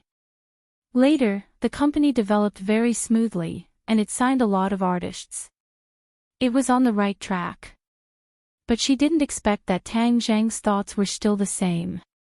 No matter how much profit this company could bring to him, the ultimate goal was still to protect Linger and make her happy. Everything else was secondary. The core of the whole company was Linger. If something happened to her, then there was no need for this company to exist. Amy understood and couldn't help but have mixed feelings. Chapter 837. Amy was reprimanded, but she had no complaints. She recognized the reality and walked out with a gloomy face. She thought that if the cooperation failed, she would just leave Dianan. Only Tang Zheng, Linger, and the Empyrean fairy were left in the suite. The two women stared at each other. "You are a demon," the Empyrean fairy said in a shocking voice. It was not a question, but a statement. Linger was transformed from ginseng, so she was naturally a demon. However, she was simple and honest, which was different from ordinary demons. For example, most of the demons in the 100,000 mountains were cruel and violent. Linger's eyelids twitched. She was very surprised. "How did you know?" She subconsciously looked at Tang Zheng, thinking that he had told her. Tang Zheng was also surprised. With his strength, he could not see through Linger's real identity. The Empyrean fairy was indeed not simple. She could see through her at a glance. Tang Zheng shook his head slightly. Linger realized that she had guessed wrong. She was shocked and stared at the Empyrean fairy. "Who are you?" This was the first time that Linger's real identity had been seen through. How could she not be shocked? "Linger, don't be nervous. She is a friend. She is already in the apotheosis realm. That's why she is so powerful. She also has a famous name, the Empyrean fairy. It's good that you know it. Too, don't tell others." Tang Jing comforted. Since the Empyrean fairy had seen through Linger's real identity, Tang Jing did not hide the Empyrean fairy's real identity from Linger. Empyrean fairy. Linger opened her eyes suspiciously. She tilted her head and thought for a while. She was still at a loss. Obviously, she did not know this name. "What is your real identity?" the Empyrean fairy asked. Although she could tell that Linger was a demon, she could not see through her true form. Linger was transformed from a 300-year-old ginseng. "I met her by chance," Tang Jing said honestly. "So it's a small ginseng." The Empyrean fairy suddenly realized. Linger pouted and retorted, "I'm not a little ginseng. Linger has already grown up." Tang Jing couldn't help but laugh. He patted Linger's head and comforted her. "That's right. Linger has already grown up. We're all together now, so don't be so conflicted. Be happy." "Master, what are you doing in Dianan this time?" Tang Jing hesitated for a moment and said, "Something might have happened in the Grand Myriad Mountains. I want to go in and find out." Linger's eyes lit up and she eagerly said, "Master, I want to go too." "You want to go too?" Tang Zheng was slightly startled. "No, the Grand Myriad Mountains is too dangerous. You can't go." Although Linger was a demon, her cultivation was not high. Linger pouted and said with grievance, "Master, the Grand Myriad Mountains is in Dianan. It's not easy to meet them this time. It shows that this is fate. Just let me go. Besides, the tourism ambassador's job is almost done. I just happen to have time. Aren't you very busy?" Linger stuck out her tongue. "I'm just taking a break from being busy. Master, Linger hasn't gone out to play for a long time. Besides, aren't there many demons in the Grand Myriad Mountains? Linger has never met a demon since she grew up. Seeing her delicate and pitiful appearance, Tang Jing couldn't bear it. Linger hugged his arm and kept shaking it. His arm rubbed against her chest and waves of softness assaulted him. Tang Zhang's head shook and he subconsciously looked down. He actually found that her chest was quite large. Linger had really grown up. Okay, I promise you. But you have to be obedient. Otherwise, I won't take you. Tang Zhang said seriously with a straight face. He and Linger had been separated for a long time. He could take advantage of this opportunity to stay together for a while. If they really encountered too much danger, he could put Linger into Sumra world and there shouldn't be any problems. Linger was like a fairy. She happily jumped up and stood on her tiptoes. With a smack, she kissed Tang Zhang's face. Tang Zhang suddenly froze and was incomparably embarrassed. Master, did Linger make you unhappy? Seeing him like this, Linger asked helplessly. In the future, you are not allowed to randomly kiss people. Linger happily said, Linger will not randomly kiss people. Linger is not a bad girl. Linger will only kiss Master. Her temperament was similar to that of a child. Tang Zhang was secretly ashamed. His thoughts were not pure and he thought too much. The Empyrean fairy stared at the two people. Especially Linger's words and actions, she finally believed that this little demon was not like other demons. Then when are we leaving? Linger impatiently asked. Tang Zhang looked out the window and found that it was already late. He said, you must be tired. Let's rest for the night and leave early tomorrow morning. Okay. Master, Linger will sleep with you tonight. In the past, when Master slept on the bed, Linger would watch Master sleep from the balcony. I really missed that time. Tang Jing never thought that Linger could transform into a human. Therefore, during that time, he kept her on the balcony and accompanied her day and night. Now that he heard her say this, he could not help but feel embarrassed. He scratched Linger's straight nose and said, you are a girl. You can't sleep with a man. Do you remember? But you are Master.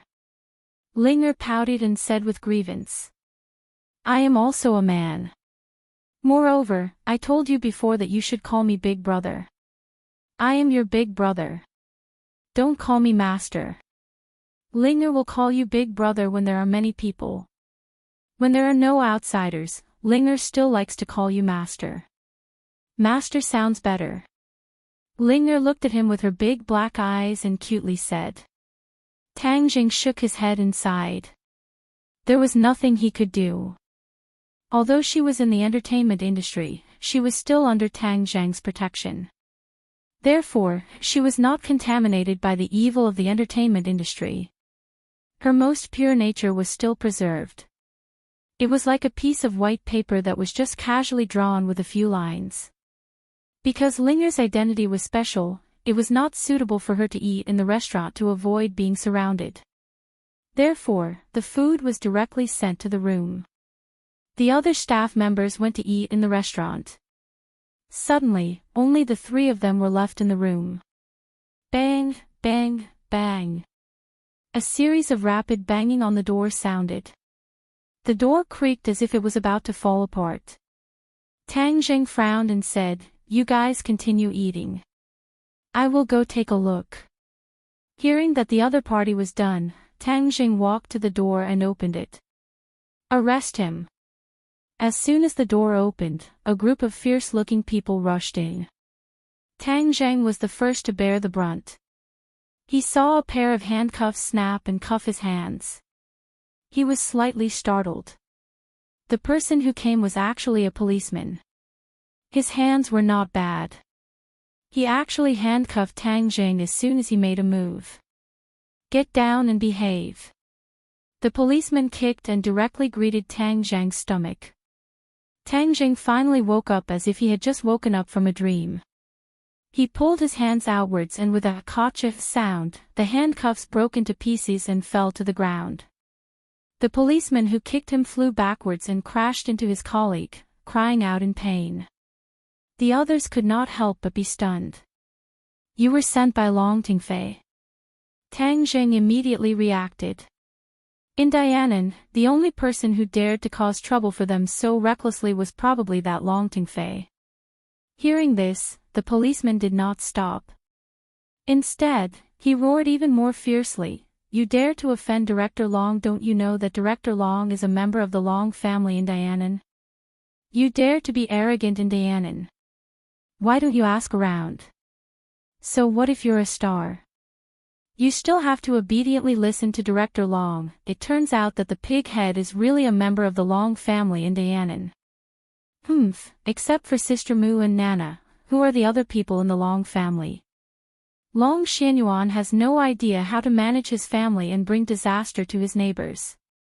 This Long family is jackals of the same tribe as the Song family. Seeing Tang Jing muttering to himself, he did not hear clearly what he was saying. The police became more and more arrogant, thinking that with the support of the Long family, it would be easy to deal with a few outsiders. However, the young man in front of him was a tough guy. He actually had a few skills, but no matter how powerful he was, could he be more powerful than a gun? So several people pulled out their guns and pointed at Tang Jing. They shouted angrily, "Don't move, or your head will explode." Linger and the Empyrean fairy were sitting in the room and eating. Seeing this scene, they were indifferent and still ate unhurriedly. In fact, Linger wanted to help, but was stopped by the Empyrean fairy with her eyes. If they were to take action for such a small disturbance, they would look down on Tang Jing too much.